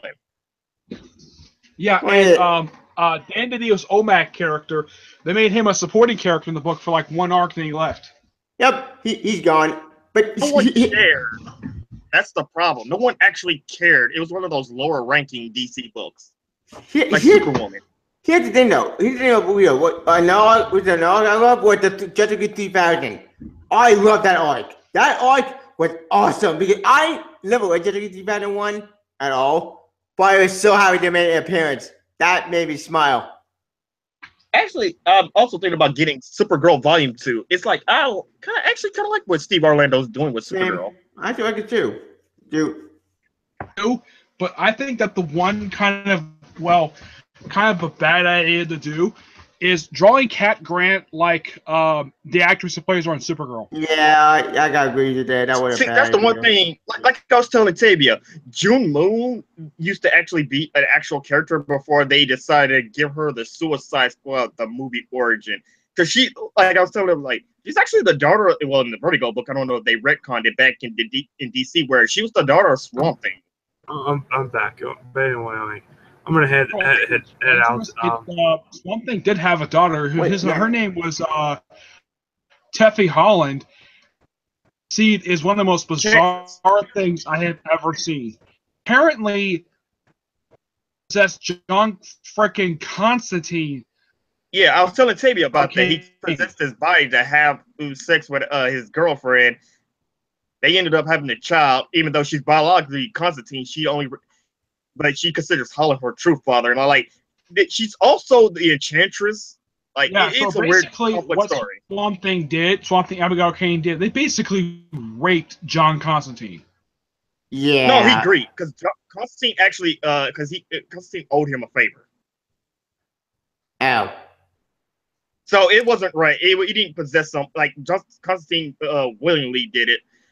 It's like it goes all back to Enchantress. She had a weird origin, and then they decide to retcon that to the movie where June Moon is being possessed by an ancient witch, and I'm like, that's dumb. Yeah, that's right. That's kind of what, from what I've read, that's kind of what Haney did with her. Yeah, but then I liked it better when they said, "Oh, hey, she was like Captain Marvel. She says the word Enchantress, and she's a sorceress now."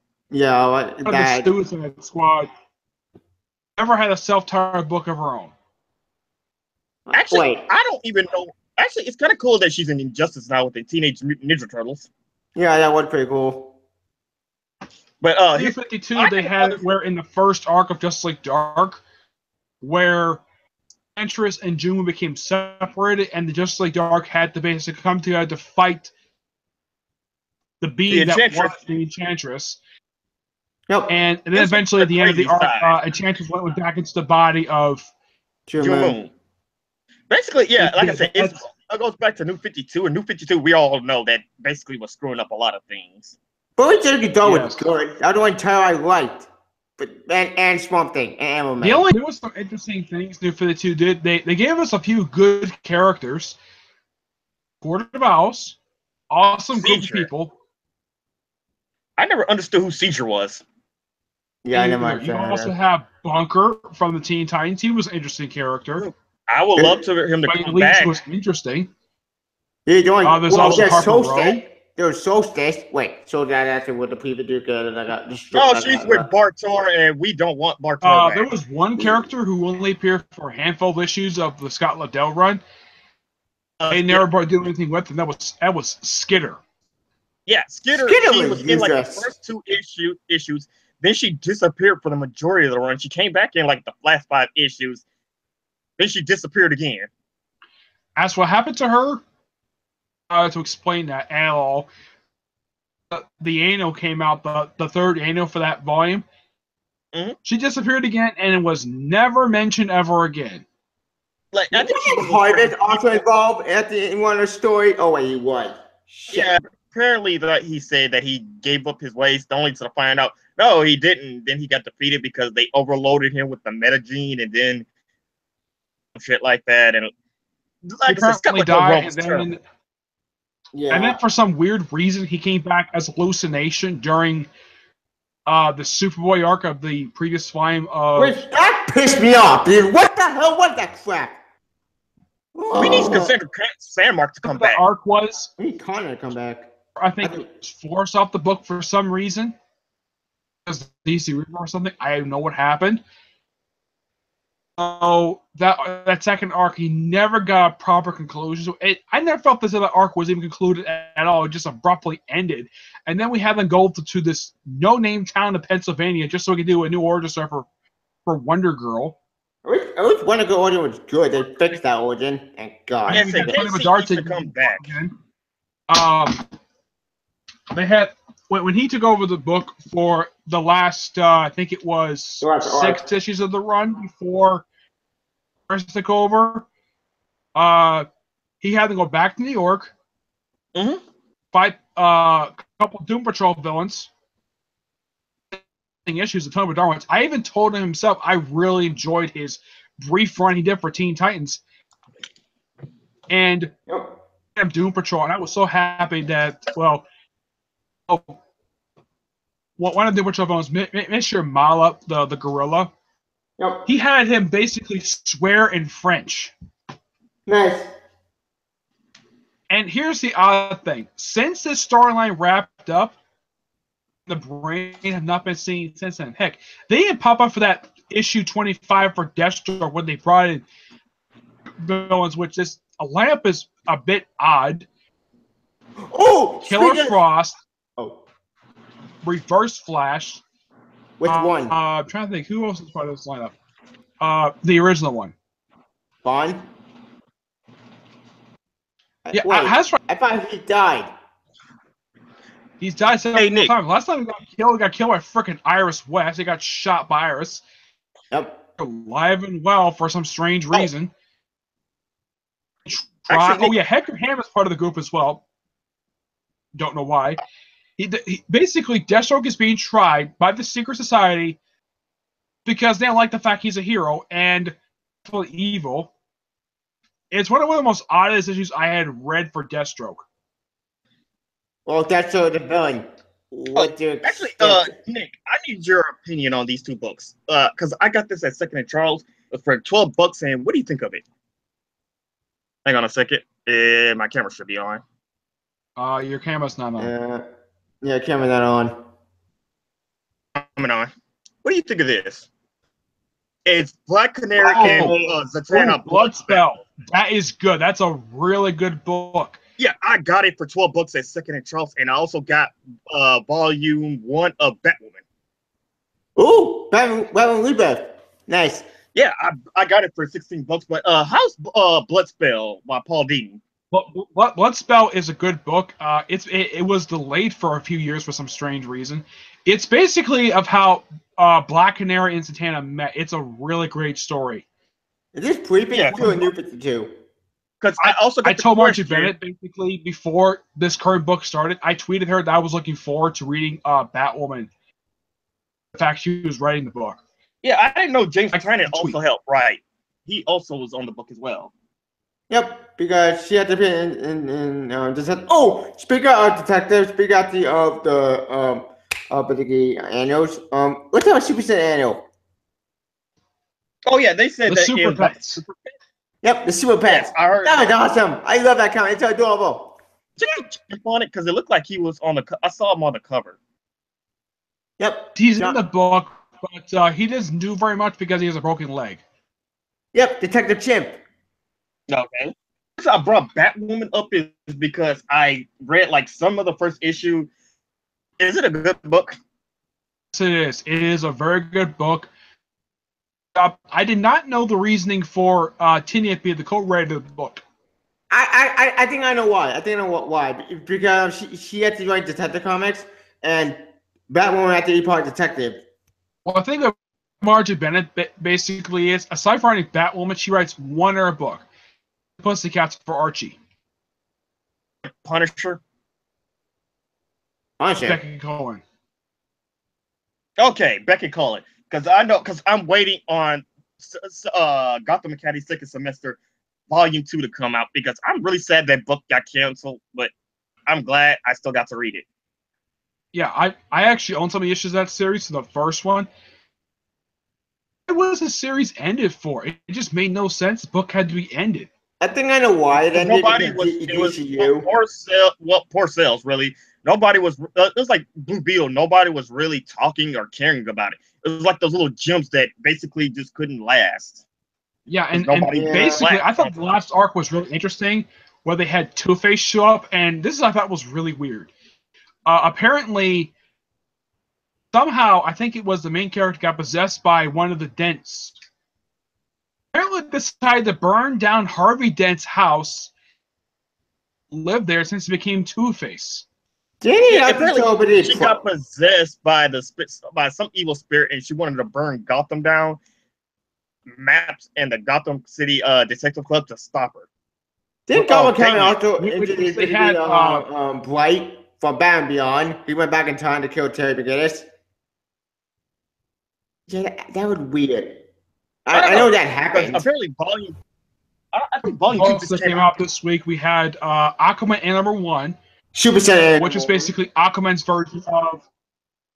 Aquaman was basically his version of the classic Superman story. Everything.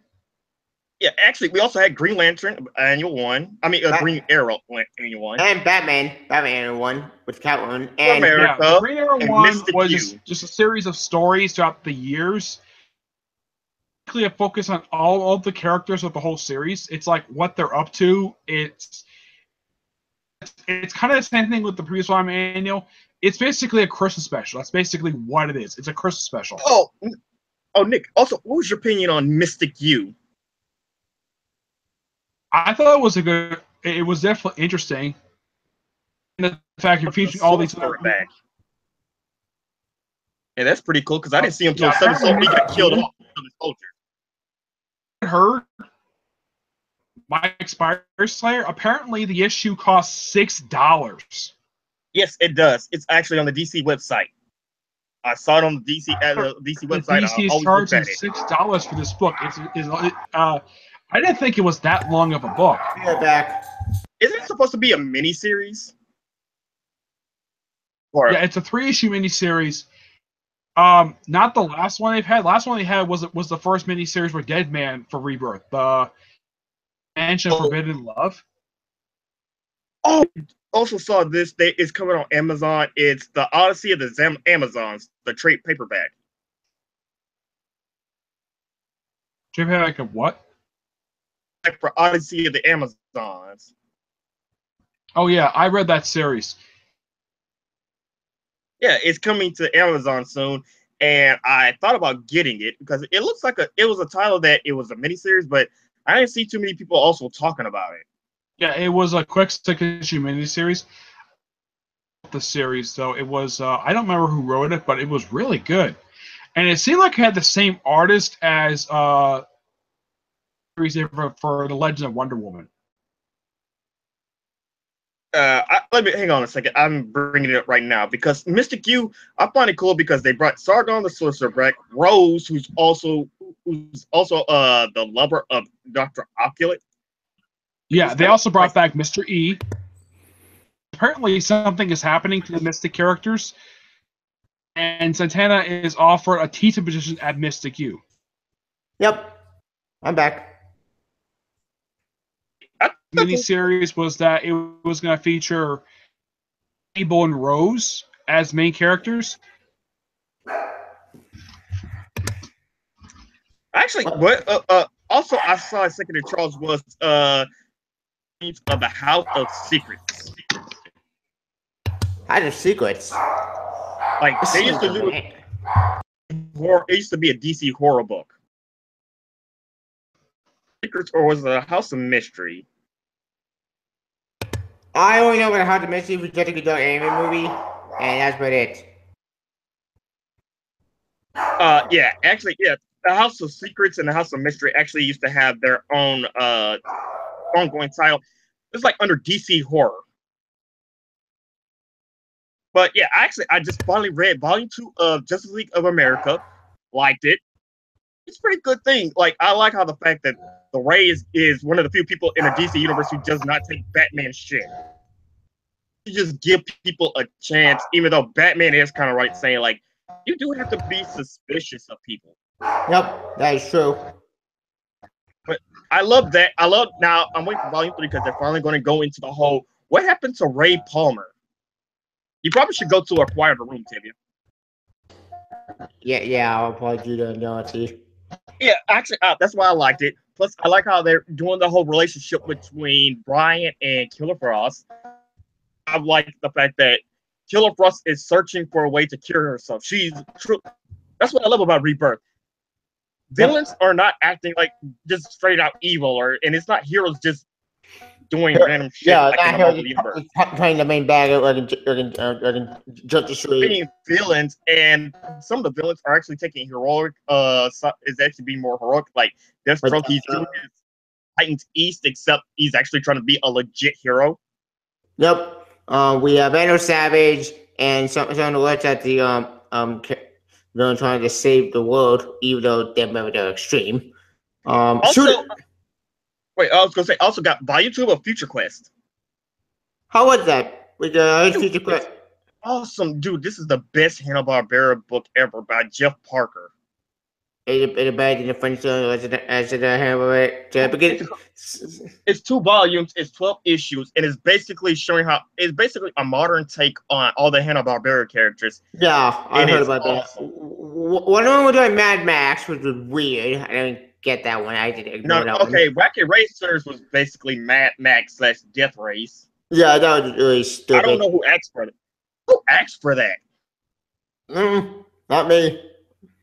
Scooby-Doo Apocalypse. Who asked for a murderous version of Scooby-Doo Apocalypse? I have no idea. I avoid that title. Jim Lee eventually stopped doing the artwork. I don't know why. Anything with Jim Lee on it, like when it came to Suicide Squad, Rebirth, he was there for 1 volume, then he left. Yep. Well, but then again, the man takes his sweet ass time when he comes to his artwork. This is why you can't. This was one of the reasons why Superman Unchained came out so late. That book took forever to end. Like, holy shit! No, Jim Lee basically said it was his fault because it takes forever doing his artwork. Oh, no wonder a book took forever. Like, got joy. Scott Snyder actually did what Superman book because it proves that he can do other books. Yeah, but mostly he's just mainly doing Batman. Now I'm wondering what's after Metal. I think after Metal he's probably done Batman. Maybe move to a different project. I hope he moves to someone else because he could write other characters. I wanted him to do Justice League. Same, but instead, actually, I would love for him to take over Hellblazer instead. Which one? Hellblazer. Great. I haven't read Hellblazer. John Constantine. I just lost. Actually, I have the first volume of Hellblazer for John Constantine. I'm still debating whether or not I want to get the second volume. Simon Oliver, okay, he's okay. He's not amazing. Speaking of that, got canceled. Cyber got canceled. Yay! Finally. Yeah, that's the one book I want to get canceled. Because here's the thing. As I keep saying, in a podcast I'm in, Cyborg is not a main character. It's a supporting character. Put him in Teen Titans. Put him in Titans, damn it. He's a teen character. He's like a B-list teen character where he can get like a mini series, but an ongoing series he can only do so much. Yeah, and plus there's no villains. Right. Like even then he was out. It was basically he was still out of character. It was just the odd man out in Justice League. Yeah, I prefer Martian Manhunter, and I still want him to show back up someday. Where's Martian Manhunter? Where's Captain Marvel? Okay, be back in. And I'm not coming to Shazam. Captain Marvel is gonna eventually come back. Like the Justice Society, they're building up on it. Yep. I think they're just trying to find somebody. They're trying to find somebody who's gonna write Justice Society. Maybe they get Brian Bennett to write it. Needs to stay to it. If he's coming, don't treat him like he treated Marvel. Don't give him the keys to the castle. Agreed. Like this man, he's been at Marvel, but he has to prove himself at DC. And and the thing is, I don't want other DC writers to bend over backwards to please this man. Agree. Let him. I want you to get a backbone. Tell Bennett that, yeah, you can write a book, but you can't have the continuity. No. I actually, unlike other people, I knew for the sole fact DC wasn't into much trouble because their editors actually tell people stuff. Like Dan DiDio, yeah, for all the shit he did, at least he had a backbone and he told writers what to do. Granted, all the same all bad because we had Future then, which is stupid. But at least when it comes to Bendis, you need people like Dan DiDio to say no, just no. Because if you don't, he'll do like he did in Marvel. He'll get lazy and just start writing stories just to write them and not care about the characters. Or care about this continuity because the epic continuity. More continuity always for that out. It's like a clusterfuck. Like, air continuity is not a clusterfuck. It's forced. That too. It's forced continuity where stories have to stop in order to tie into what's going on, what some big event is doing. Speaking of events, we're going to Infinity events, Infinity Countdown. Yay, it turns into the movie, which I don't want to talk about Marvel anymore. We're freaking Marvel trying to drive me insane with all that bullshit events. I knew they lied. They lied in day one. Axel Alonso, no. See, they didn't lie. We're just waiting for Axel Alonso's shit to get to go away. Yeah, 18 months no events. Ha. Yeah, that was all bullshit. We got No Surrender with another point event with Avengers. Spider-Man cards that may happen. Venom, which why would you Spider-Man cards with Venom? Venom starting stuff cards away with our books. You know what? That's not a sign of another day. Wait till CB Lebowski takes over, and then we can actually start to see some change. So they're gonna be sad to see America Chavez get canceled, but then again, like it's a funny cringe fest. Every issue is a funny cringe fest. It's stupid, and it's like she's a Mexican, she's a Latino who doesn't know how to speak proper Spanish. Yeah, she's not Pubio at all. Pubio speaks with Spanish because he is Spanish. And then she shat all over this character just to fit her gay lesbian agenda where apparently her mothers are actually her biological mother. Somehow a woman impregnated another woman and their universe was formed because two lesbian No. Apparently their universe exists is because two lesbian cosmic entities fell in love with each other and that's how their universe was born. What? Like, it's weird. White people are the devils in that book. Hey, if you're white, and especially if you're a man, you're the devil. God, that sounds stupid. I can say this: at least the artwork is cool because you could tell their women are actually women, and not Carl Manverse or Squirrel Girl, where they're just flat chested, short haired women.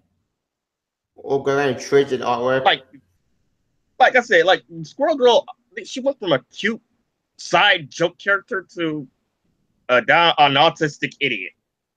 Yeah, Calvin Peter Parker, it's his bullshit on that because actually, I never understood what's the whole point of them cutting their hair for and looking butch.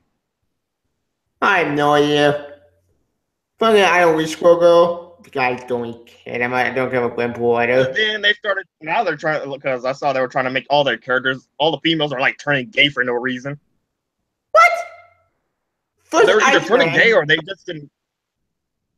Which I hope that once CB takes over, they retcon that shit out of existence. I'm praying that God that happened because I'm tired of being gay. Because Iceman's not gay. Stop making him date God. It's really gonna piss me off. Actually, you know what?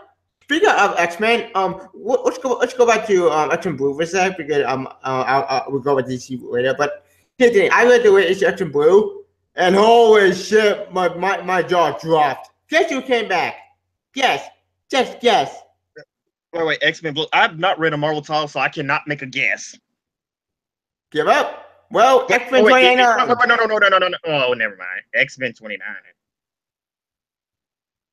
Yep. Wait, who's that? Okay, we'll back to it. X-Men 2099 are basically all characters from the future. Well, no, okay, I know what the 2099 is. Like, I just didn't know. Okay, X-Men 2099 is a thing. I knew Deadpool 2099 was a thing and Spider-Man 2099. Yeah, X-Men 2099 actually happened, I think in the 90s. I think when 2090 was going on because We had Doom 2099, we had Doja 2099, Hulk 2099, A Spider lot of 2099. 2099 characters. Moon Knight. I didn't know Moon It Knight was had a 2099 cowboy. I know Doctor Strange had a 2099 cowboy. no, it was a female. Oh. Hang on. Hang on. I'll try to screenshot. Let's see. X-Men Blue. Yes, Marvel's just hopefully with CB Lebowski they can change everything, especially what are like the controversy that happened in X-Men Go, where you had somebody who was bashing Jews. Yeah, that would have been messed up. Yeah, Carson Capers. That's the story arc. Let's see. Okay, what's going on with the X-Men from the past? I'm back. Fucking hell. As Just back I said, from Marvel. the X-Men from the past went to the future because the timeline was getting screwed over again. Wait, what? On the way is X-Men Blue, but the X-Men Blue Brandon might need told to go back to the past because apparently having them stay in the present did a lot of damage. And Dude, I told you. Wait, but how? If they go back in time, if they go back in the past, they are going to have a massive mess because they've been stuck in their memories. That's the only way you can fix it. Which I'm like, dude, it's already like predetermined. Like they're going to fucking change. Like I bet when they bring back Jean, they're like, oh hey guys, yeah, you remember me when back in like that time? I'm the same Jean that you already met.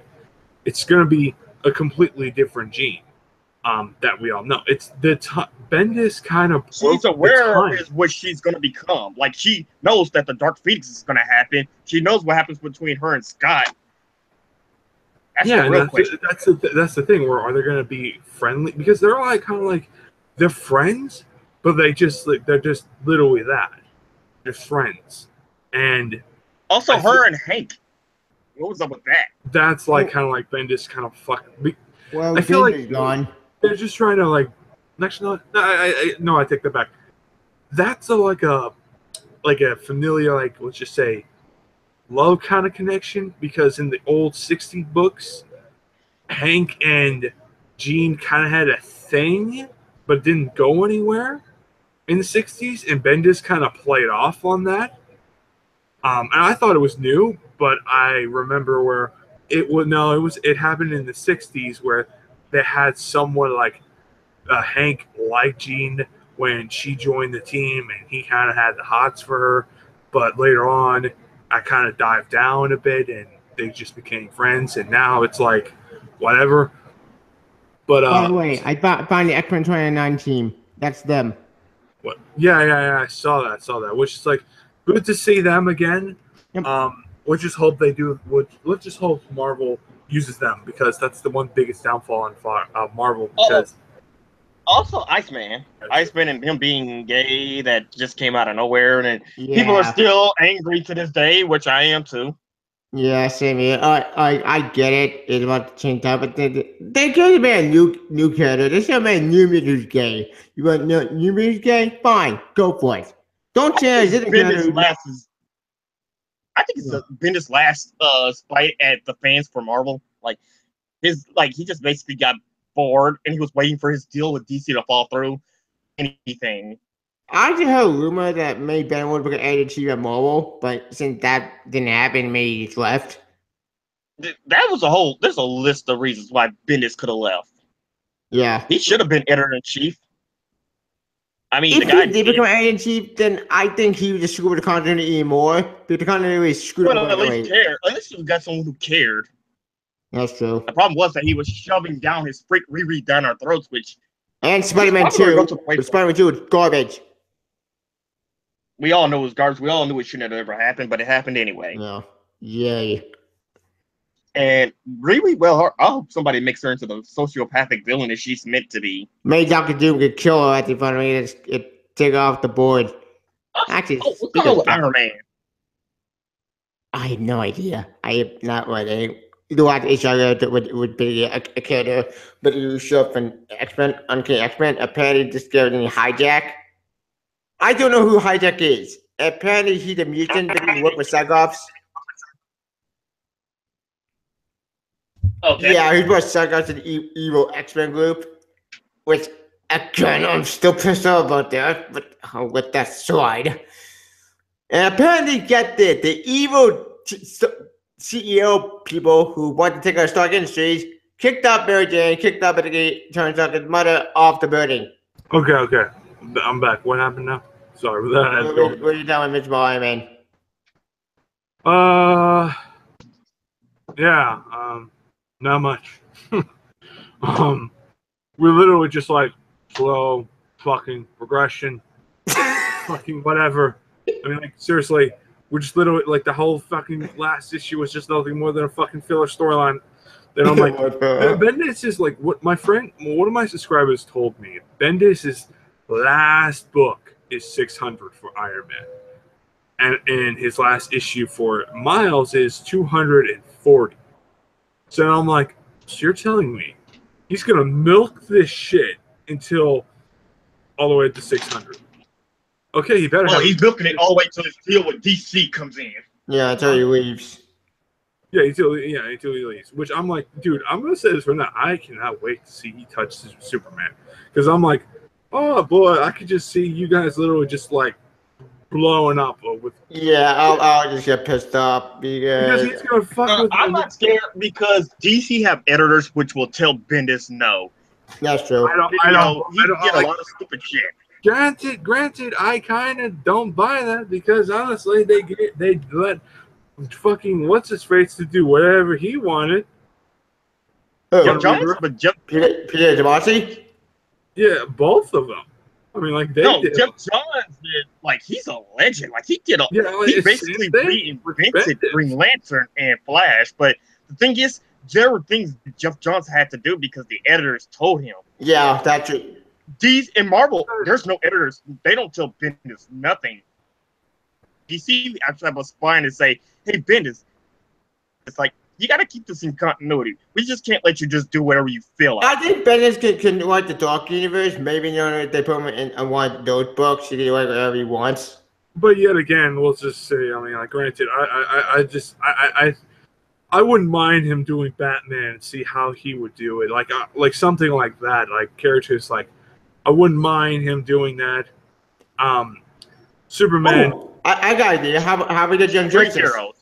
Huh? Give him street heroes. He's good at writing street level heroes. That's my question. Like some people said that maybe he'll end up doing Challengers of the Unknown. I'm like, give him a street level character and we can go from there.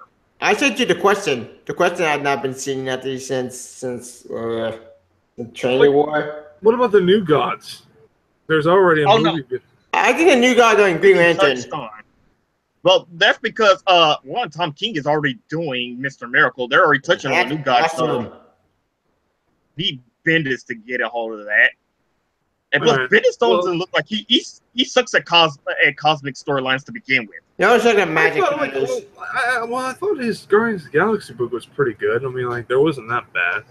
I mean, and like the first two arcs, and then it just kind of started going down. He was like, he just doesn't know how to do like big major cosmic. He's going to crossover with X-Men and Black Widow. Yeah, that was a pretty good one. But I mean, like, yeah, but it was like, yeah. I mean, personally, I didn't mind that whole thing. But my whole thing is like with Bendis, it's like, it's just like the biggest worry part for me is Miles. That's like a legend. But like that's his legendary character, and you know, and Jessica Jones. I'm like, well, yeah, of course her, but it's like Miles is a part of this Ultimate line from like all the way to 2000. No, not too bad. Because remember, Open Margin started with Open Peter Parker. Tell you, he's a part of the Ultimate line. He's a part of his Spider-Man work. That is his. 2011 when he broke out, like he's been like a mainstay, like, and they're wondering what's gonna happen. I mean, like he's been a mainstay for many years now. Like, dude, I don't want nothing shit on him. Like, I want someone good. Like the biggest fear factor, and this is I talked to Nick about. It's like I think Bendis might give it a damn, but yet again, let's see. He's at DC, and he doesn't have any say into what goes on anymore. So, yep, we'll just wait. You just gotta wait and see. The good thing is Axel Alonso's out as editor-in-chief, so no SJW bullshit will go on with him. No, we need to get sort out too. Then we can find that married by people on Mary Jane. Because look, say what with the beginning. It's too important that they got Mary character, who is a mainstream character, who had a son, John, who I still love John awesome. But at time of the moment we realized their mistake and undo the damage caused by one more day, brighter day, one more in time. The 3 trilogy of bullshit with Spider-Man. Something say about the Clone Saga? Here's the name of the Clone Saga. The Clone Saga, we had a plan. The plan was doing. It had a plan, but it fell through. Like a lot of crap. There was a lot of editor mandates that got caught into it. But the Mulligan team took over. With the rest of that, the better. There was a plan, and then the editors got part of it, and then they just basically destroyed whatever the story was going to be. Yeah, and the Mulligan team basically basically pushed it and stretched it way too far. I say the Fargo line writers. I blame more basically Mulligan team. Like I said, you just have to wait and see, because we got a new editor-in-chief. We can be happy about that. Clearly, the politics are going to disappear soon. Yep. And I'm glad. Same. You just gotta see what happens, and hopefully we get a lot of these editors who don't even know what they're. A lot of these people who are just basically hired on diversity and they don't have actual skills get fired. Agreed. Hopefully all editors got fired more, and we can get good, and also fire Slot. Get rid of Slot and get a new life for ASM. No. Dan Slott is he's a good writer. He just needs to shut the hell up and stop messing with the fans. Like Mark Wade, he also needs to stop. Well, Slot needs to get off ASM because he's been lining up for 10 years. It's time to get a new life for ASM. My candidate? Greg Rucker. No, not Greg. Wait. Peter David? Yeah, him too. Get Peter David to ASM, or better get who what we need of ours.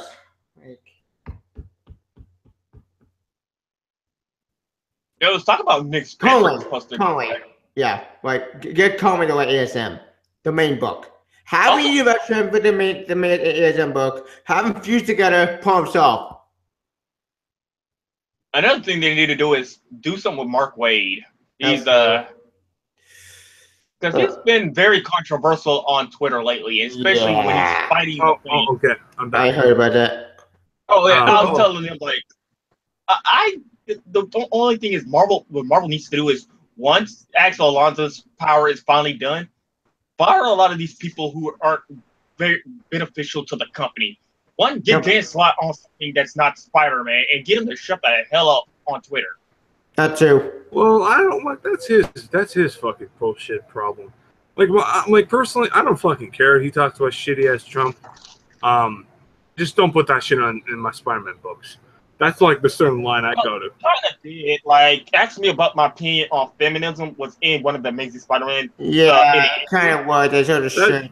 That's kind of like a given because that's like a feminism type shit. It's like it's always going to be around comic books era. So I'm like, yeah, can't get around that area.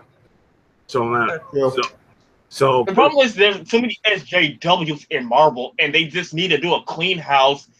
Get people who either will talk nice to the fans or at least shut up don't interact with Twitter that much. Controversy. I heard comment on the Moon Knight letter.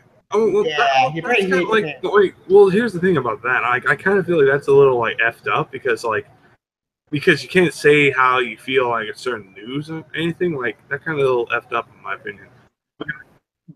If you're, they should have like my rule is like don't put that shit in your comic books. Just don't do that.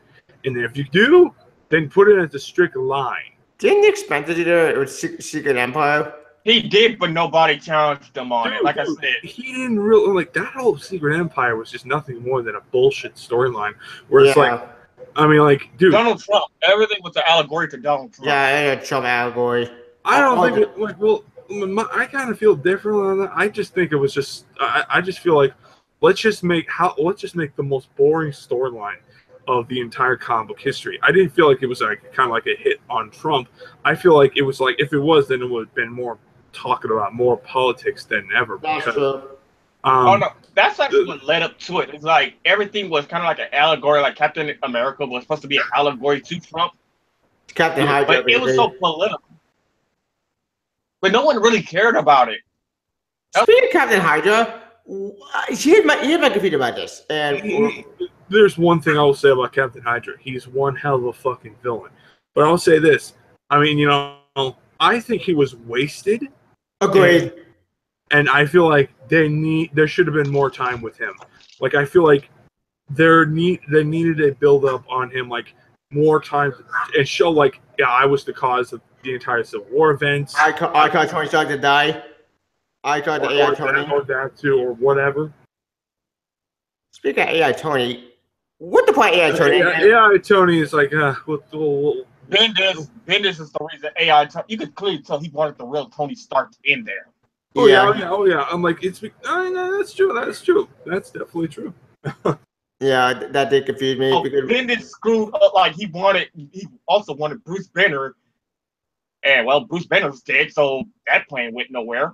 Yeah, but he's coming back at the Bendis crossover. Oh, also on the show, go to World War Hulk, which here's my computer about this. We'll go with DCU. We're gonna do watch out with DC for a second with those Super crossover, but I'll get that in a minute. But as far as the Bendis crossover at World War Hulk, how is Bruce Banner going to come back and Avengers No Surrender, and then World War Hulk's happening?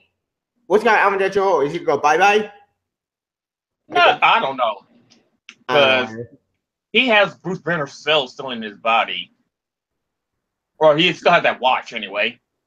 Yeah, it was really confusing. Plus, all the Hulk family are gone. Shield, actually, no. Shield book's still going on. I forget. Like I said, it is whatever. Yeah, whatever. Let's see. Oh, I need you guys to tell me what's going on in Marvel. Yeah. I know what writers are doing, and Mark Waid, he's doing people say his Vision book is not bad, but it's not good either. It's just boring. I agree. It's boring. Like it's so boring. Apparently, the crossover they went on with Champion and Avengers, I don't really care. It gets so kind of boring with the I forget who they're fighting. I know they're not fighting Kang anymore, thank God. But they're fighting the High Evolutionary. Yeah. See, what Marvel needs is like DC had in the 90s or 80s, a British invasion. They need some new talent. They need a lot of new talent, and all the great talent they once had all gone, left, and they all went indies, or they went to DC, and it's like, you have to look at your company. You really it's getting to the point where Disney needs to step in. And that's step in, but at this point, Disney needs to step in and clean house and bring fresh talent in. They also going to clean out EA and their bullshit because. Oh boy! Yeah, $3.1 billion out of your stocks. Oh, Disney should have automatically left. They should have took the rights back. You should get rid of the licenses and reopen Lucas Studios. Yeah, bring back LucasArts. But according now the whole idea, Disney, you screwed up, and that's paying the price, literally. You get to EA, a company that is consecutively named the worst company of the year. Twice in fact. They also ran other companies to the ground. Yeah. They destroyed Bistro, which broke my heart. I was pissed off at that. They destroyed another company, Pandemic. It was supposed to have it actually had a better plot until they were until that mandate happened when they had to release the game on time. Yeah, the anime got bullshit. Because the anime made no sense. It's so stupid. Then we got Andromeda, which is another show. You know what? Andromeda with a failed plot from the beginning. I knew it was gonna be bad in day one. I'm back. But I'll just say this about Marvel and their editors. Okay. I'm just whatever. I'm like the editors is like these are the same editors that I had a problem with way back in the day. But it's like yet again, Marvel is not gonna change as much as everyone wants. What I said is Disney has to get involved now. Like, I really believe they need new talent, and the only way that's going to happen is if someone steps in. Also, like we talked about EA debacle with the whole, basically, they lost $3.1 billion in stocks, loot crates, and microtransactions on Battlefront 2, which is a complete disaster. Oh boy, and it keeps on going like a train that never stops. Yeah, the government was going to eventually get involved. Three governments get involved. There's 3 governments. There's Hawaii. You don't want the government. Yeah, you don't want the government to get involved. Yeah, but let's get back to Marvel and Riri. I was telling them Riri. Miles, he's going to be okay. They're going to give him to somebody, but Riri's the real question. Wait, what was Jessica Jones? Is her book get canceled? Like, I don't know, really. I know because she's got a Netflix series. They're on Netflix, and Defenders is okay. It's an okay book. It's just, I don't know what they're going to do. I think Defenders is going to get canceled. I think that book is going to be in chopping block. What is going to get canceled? Oh, Defenders. Well, dude, it's already confirmed. It's already canceled. Yeah, it's already shown. I just saw one of the Comcast members show the cancellation on certain books. The Royals or whatever Inhuman book. Yeah, Royals. That's Inhumans. From Inhumans going to get canceled. A couple other books are going to get canned, and one of them is Defenders. Didn't see Jessica Jones. Didn't see any other books that I know. Honestly, I heard someone is going to take over Jessica Jones, a female writer, which some might, God help us all, if that fucking female writer's fucking shit or not. A shit writer. Yeah, or a bad writer. I'm going to judge her whenever, but it's like, yet again, it is what it is. But, Marvel, here's the thing I love about Marvel and I love about DC. Like, they're both different, and I just feel like when it comes to DC, it's just like they're doing what they like to do, and that's just how I see it with them. And I feel like with DC, they're going to talk about mainstream things. You get what I mean? It's not actually Marvel's more mainstream. It's DC that keeps it, to themselves. And that's what I feel like the most hate of they get, where they are expressing a lot of feminists or a lot of stuff like you guys complain about, and that's why you guys call them whatever. I mean, honestly, I think it's bullshit. Where you guys the whole statement ICW, whatever the fuck. ICW. It's SJW Marvel. It's because the way they are acting with the characters. Yeah, and that's what they're trying to do. They're trying to go with the mainstream, and like you could hate it to death, but it's like, hey, it's out of there. It's the way they are right now. It's like Marvel sometimes play realism a lot of times. That's true. You do make a good point. Marvel would be the one to reflect the times. But at the same time, the times that really destroyed them. But that's not how we're today. But speaking of DC, I do want to talk about Super Saiyan crossover that's coming out, because I can't wait. Because at the Ancient Titans, Tim Drake's gonna talk to the Titans. I am so happy. Tim's gonna meet at the John. Any opinion? No, just me.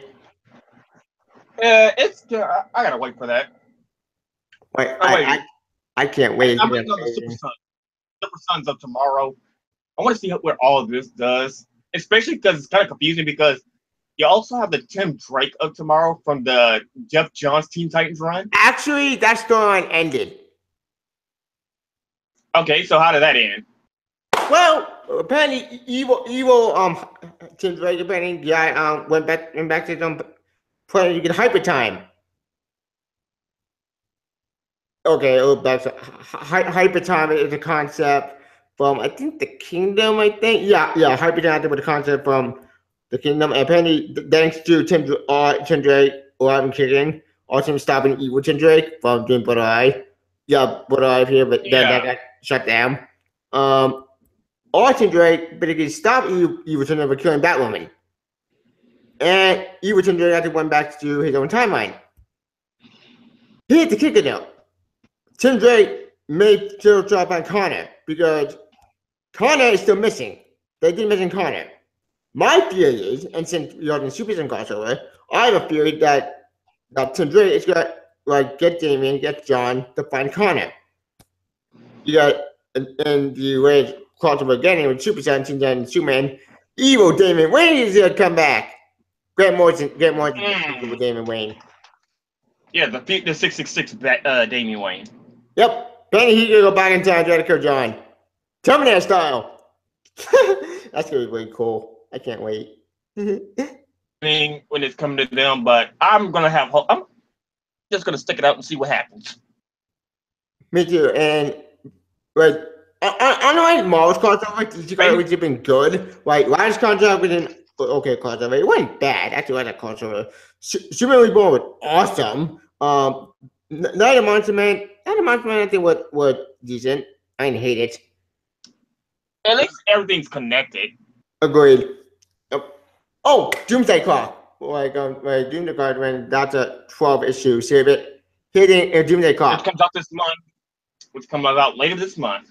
Yeah, I can't wait. We get part 1. Holy shit, was awesome.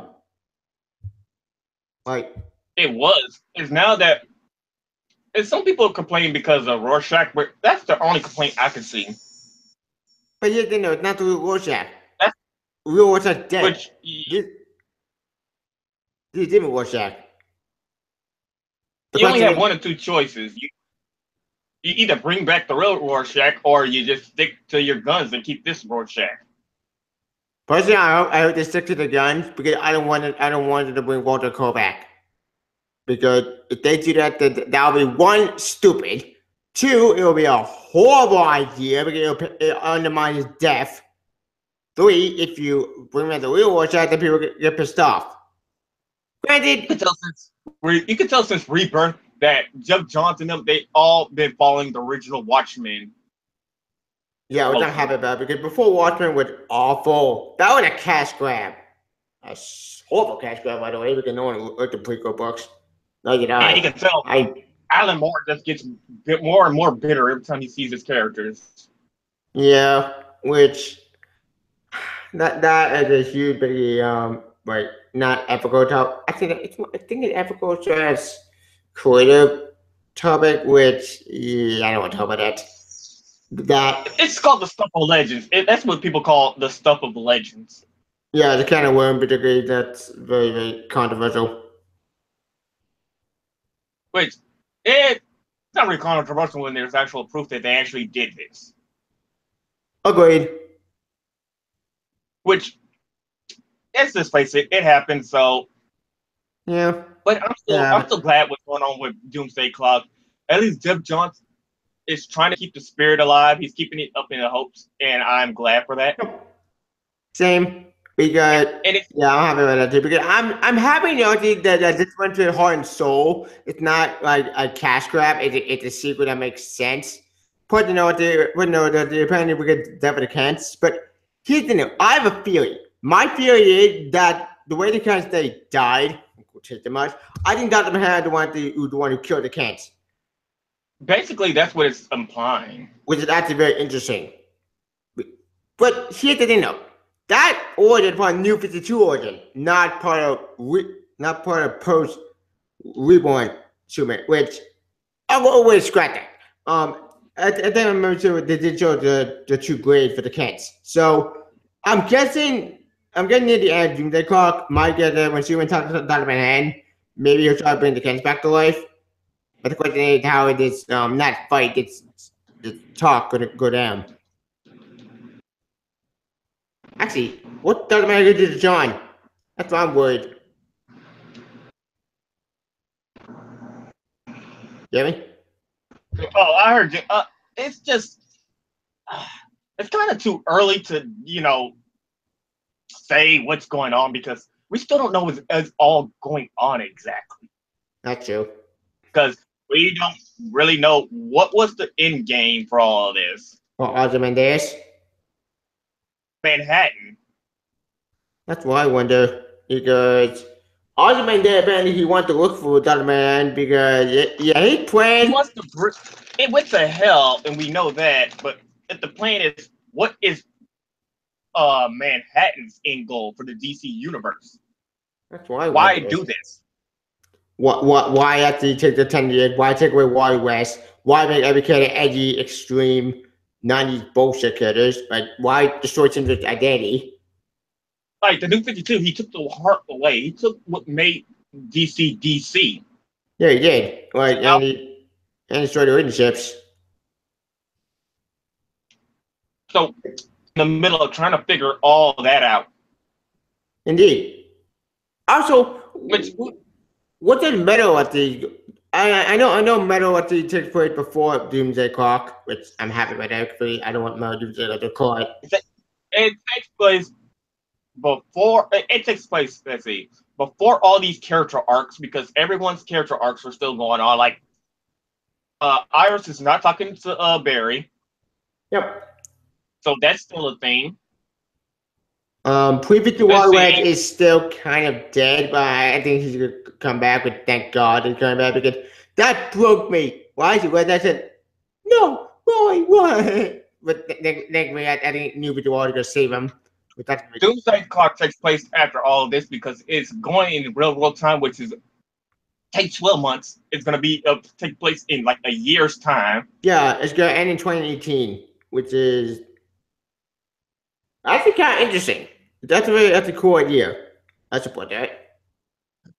Yeah. So it's like I said, the timeline is basically Metal character arcs and then Doomsday Clock.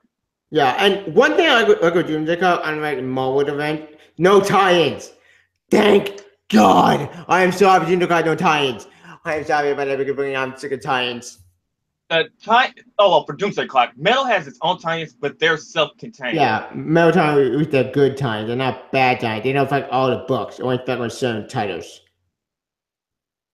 Which I'm pretty fine with that because they're one-issue one-shots. Speaking of one-shots, which is also great. Like the Bats Out of Hell, the Resistance. Yep. The origin for each evil Dark Knight were all well, except for one. The only one that would not go with the Drown, yeah, that one was the most kind of most disappointing. All the ones that were good because Batman Man Who Laughs. Holy shit, that was dark. That freaked me out. Yes, but then again, that's kind of like Scott Snyder's style because he's good at horror stories. Yep. So there's that, which everyone was kind of wondering. Now the greatest question is, who's in the bandages? Some say it could be Alfred. Some say the Joker. Some say it could be Hawk. I say it's Hawkman. Some say it could be Alfred. Wait. Like, actually, Alfred has never been shown throughout this entire series so far. That's true. Where is Alfred? We haven't seen him at the. Actually, in Batman Who Laughs, we never get to see Alfred in that origin. He killed the Bat family, which is holy shit. I didn't expect that. But we all knew he had the most screwed up backstory. We just didn't know how screwed up it was going to be. Yeah, but it was dark. Like, this was the most darkest origin I ever read in my life. Next to Murder Machine. Murder Machine creeped me out. Devastator was really messed up. What's going on? Well, we're talking about Metal. What? I'm lost.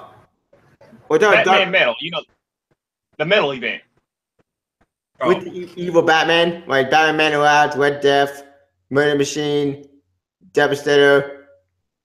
The Drown was the weakest for me. Yeah, I agree. The Drown was the weakest. That was so boring. Like, what was the point of the Drown again? She got mad because Sheen, whatever his name, Kyle, died. Yeah, I Sylvester Kyle died. Now I was like, my boyfriend died, so I'm going to turn myself into an evil mermaid. I would then to kill Aquaman. Merciless was great, and I love Francis Manipal's artwork as always. Yeah, Merciless was awesome, but the Dawnbreaker, holy shit, that would be awesome. Dark. Well, that's also because we also had Tom Humphreys on it before he left. Now he's on Nightwing. Yes, Sam is a good writer. I trust him. Yeah, I would rate his. Red Death was interesting. Murder Machine, that was really creepy. With the AI outfits. Yeah. Actually, I'm still kind of wondering.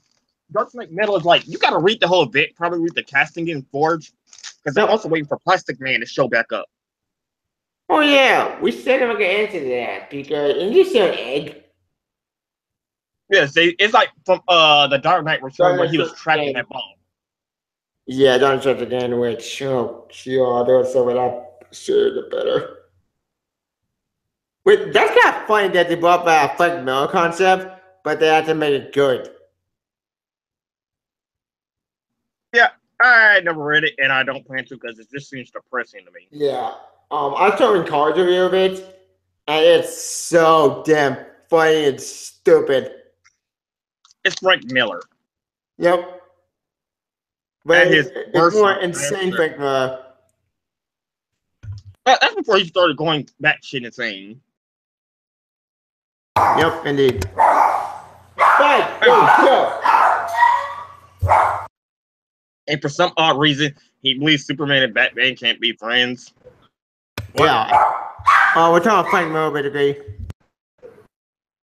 Really? Alright. You mean, oh yeah. The Superman and Batman whole thing, like, oh, why can't we be friends on that shit? Oh, we're just talking about Dark Knight's Metal and about some of the theories, and I wonder when Plastic Man is going to show up. Yep. We'll see him eventually. Also, we're talking about the one shot with each of the Dark Knights, and each one of them were really, really good, except for one. The one that was really bored to drown. I wonder why hasn't he shown up, and like, why hasn't he been a DLC for Injustice 2? Maybe third game? Maybe. Actually, that's a really good Batman Who Laughs. That could be a costume. Batman Who Laughs looks more like a costume. Like they did with the Black Flash. Yeah, I'm a Power Girl. Yeah, like and they also had the Jay Garrick Flash costume. Yep, that's pretty cool. So I see that as being alternate costumes. Also, I know Bizarro out there with the skin. That's pretty cool. Oh, rather than the Outlaws, I'm waiting for Trinity 2 to come out. Volume 2 for Trinity to come out. Yeah, that was awesome. Trinity 2 is amazing.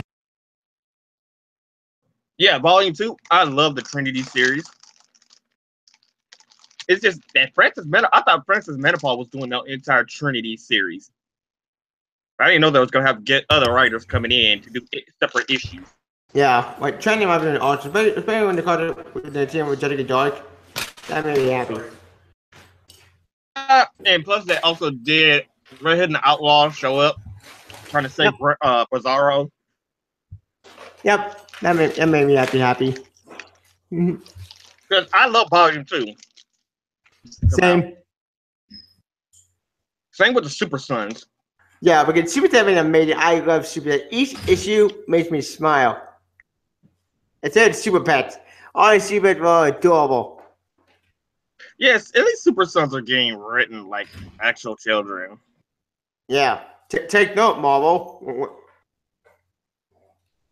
When you have to kick at it, write down like kids. When we do champions. Oh no, I'm reading what Dean said. He's in the chat room and he's talking about Frank Miller's always been out of his mind. Yes, he has always been out of his mind. I agree 100%. It's fine. It's just people don't know that he's actually been mugged twice. Yes. I don't know that. And no. That's what kind of made him a bitter person. Let's go, BBs. It did? I think one of the times he was actually mugged in front of him and his wife. So, that kind of screwed him up more. But besides that, it's nice. It's just, oh god, Neil Adams' Dead Man is so bizarre. Yeah, that man was weird. I didn't get. I saw Comfort on review of it, and what the hell It was was a terrible. It was terrible. It wasn't even an event. It was just terrible. Yeah, it was a story that made no sense. Like, oh, it was so stupid. And What was so stupid? Dead Man. Dead Man by Neil Adams, the first issue. Yeah, what do that good? It was just confusing. It was just outright terrible. Yep. Like, if you read it, you're gonna go through a mind trip. To be fair, Buckman always been out of his mind. His age of the man caught with him from DNGN. I agree with that. Oh, also, That I say when he got mugged, that's when it just kind of went out. That's when it just finally spiraled out of control. yeah, when he finally snapped. I think after with Sin City, it might have went somewhere. I don't know where it went, and I really don't care as long as it's out of the comics. Agreed. But let's get off of Frank Miller. Yeah, Frank Miller. Yeah, and Dead Man. What's already done in Miller and Spectre because Don Miller at the been also event so far, and I am intrigued with the other band, but I am also intrigued of the dark multiverse. Because actually, I never read R.L. Stein's Swamp Thing. Don't wait, Swamp Thing. I think they're a Man Thing. Yeah, Swamp Thing, Man Thing. I know R.L. Stein did Man Thing, and it was bad. I tried reading the first issue. I said, "What the hell is this crap?" Really? I mean, he did Goosebumps. The guy created. I think you know how to write horror.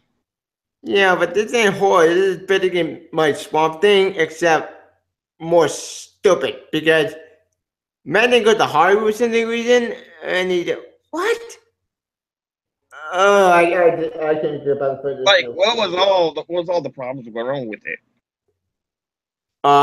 With the story that was confusing, and then another man that shows up. I don't, and then we got a short story with the short story after the only good part, but the man thing series itself was stupid. Like that sounds confusing. Yeah, it didn't make any sense.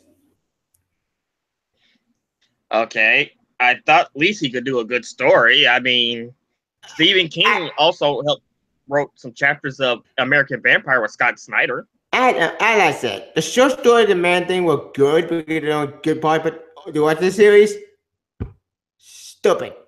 Because apparently what's the man series about? What's the entire series about anyway? Man didn't go to Hollywood. Why? Because if anyone going to go to a movie. Why? No, being a movie or TV show. I don't know. He's the protector of the nexus of all realities. Why would he want to be in Hollywood? I have no idea. As I said, I only read the first. They're coming with DNGN. He said, never good work than R.L. Stein's Swamp Thing. Man Thing Mini. Yeah, we were talking about R.L. Stein's Man Thing run, and they said it was terrible. Oh, all right. Yep. I'll just say this. I am lost with DC's going with the whole Joker fucking thing. You're the Batman who laughs? I'm still waiting. No, the whole 3 Jokers. That still is not been resolved. Yeah. I think it was all. I'm waiting. Keeping me hanging, I'm not going to give a fuck about it. Like, that's the thing. We finally got the Grail thing. Like, Wonder Woman's brother, we know about that. We finally got into Doomsday Clock. Nope. We still don't know about the 3 Jokers. Yeah. I'm still waiting on that because we got Batman coming, Wayne coming out. That's gonna be cool because having a Wayne could be kind of funny. I'm happy about that. Are they getting married? Like, are they gonna do the wedding? Yeah, I think so. Yes, they're actually doing it. They're actually going through with it. Yep. And having a Wayne's gonna be can. You should show up at an annual. Oh yeah, I saw that. I mean, like, dude, there we go. We got our what's her face? Having a Wayne. Huh? Like I'm just like scratching my head. I'm just scratching my head. It's, where is Damien of all this when Bruce supposedly dies? That's what I wonder. Didn't he also show Duke as well, and they also show basically But Carrie yet Cox? again, No, that's the annual. The annual's like in the future. Yep. but yet he should be at his father's side. I mean, like that's what I think he would be. But yet again, like we're going if we're going way far away, he's the new Ra's al Ghul, which kind of makes sense. Which a friend of mine did pitch the idea, which is like, it's funny that this pitch came true. Yeah, Batman Beyond. Yeah, in Batman Beyond, which I'm like, at first I didn't like it, but I'm like, you know what? It actually kind of does make sense. I mean, Because apparently he was also the new Ra's al Ghul in Kingdom Come. Wait, he was? I know about that. Yes. He was in Kingdom Come. He was dating Starfire and Dick's daughter, Black. I'll be back. Hang on. So that kind of exists. Plus, it'd be nice to give Damien an actual sister or a sibling. and also have it where he can be a better parent and a better person.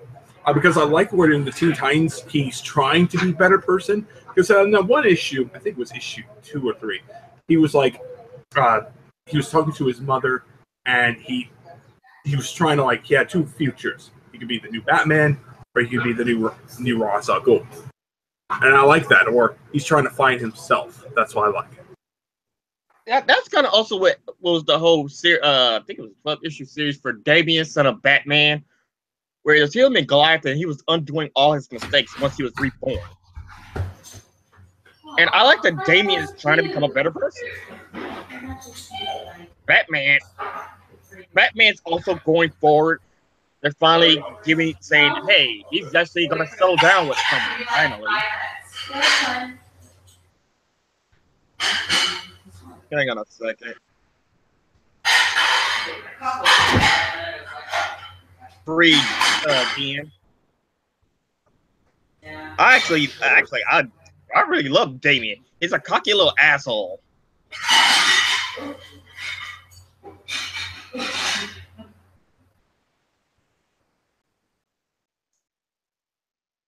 Anyway, Dean, like I said, he's a cocky little asshole, but at the same time, you gotta understand how he was raised. He raised with his mother and Ra's al Ghul and the League of Assassins. Before New 52, the only real person he really cared for was both Alfred and Dick. And I really love Grant Morrison's Batman and Robin series. I love Peter J. Tomasi and Patrick Gleason's Batman and Robin series. He really understood how to write the character. I like Batman Dark Knight. That book was pretty fucking cool. I mean, I'll say that. It introduced fucking Man Badge. I think Scarecrow. Correct me if I'm wrong. Bane. Oh my god! Like, I'll just say this. I mean, I was hoping Scott Snyder would do him, but dude, whoever did that storyline, the first arc. I'm back. Oh my god, dude! Wait. Bane. It was that during the New 52. It was that during the New 52 Batman: The Dark Knight. Yeah. Wait. The whole like Bunyan fucking one female chick. The white rabbit, the white rabbit, where it's a Indian chick she was average into another person. Yeah, she kind of reminded me of the main Spider-Man villain, who also the bunny character. Yeah, but I'm like, but all I'll say is like, she was okay, but I'm like, dude, I didn't care much. I was happy to see familiar faces, and I'm like, dude, this is pretty good. And of course, we got to see Superman show up, which very awesome. I like that a lot. So yeah. Wasn't that when Two-Face became a One Face? Yeah. I don't know. I know that apparently Deathstroke was jacked up on Venom. Yeah. Two-Face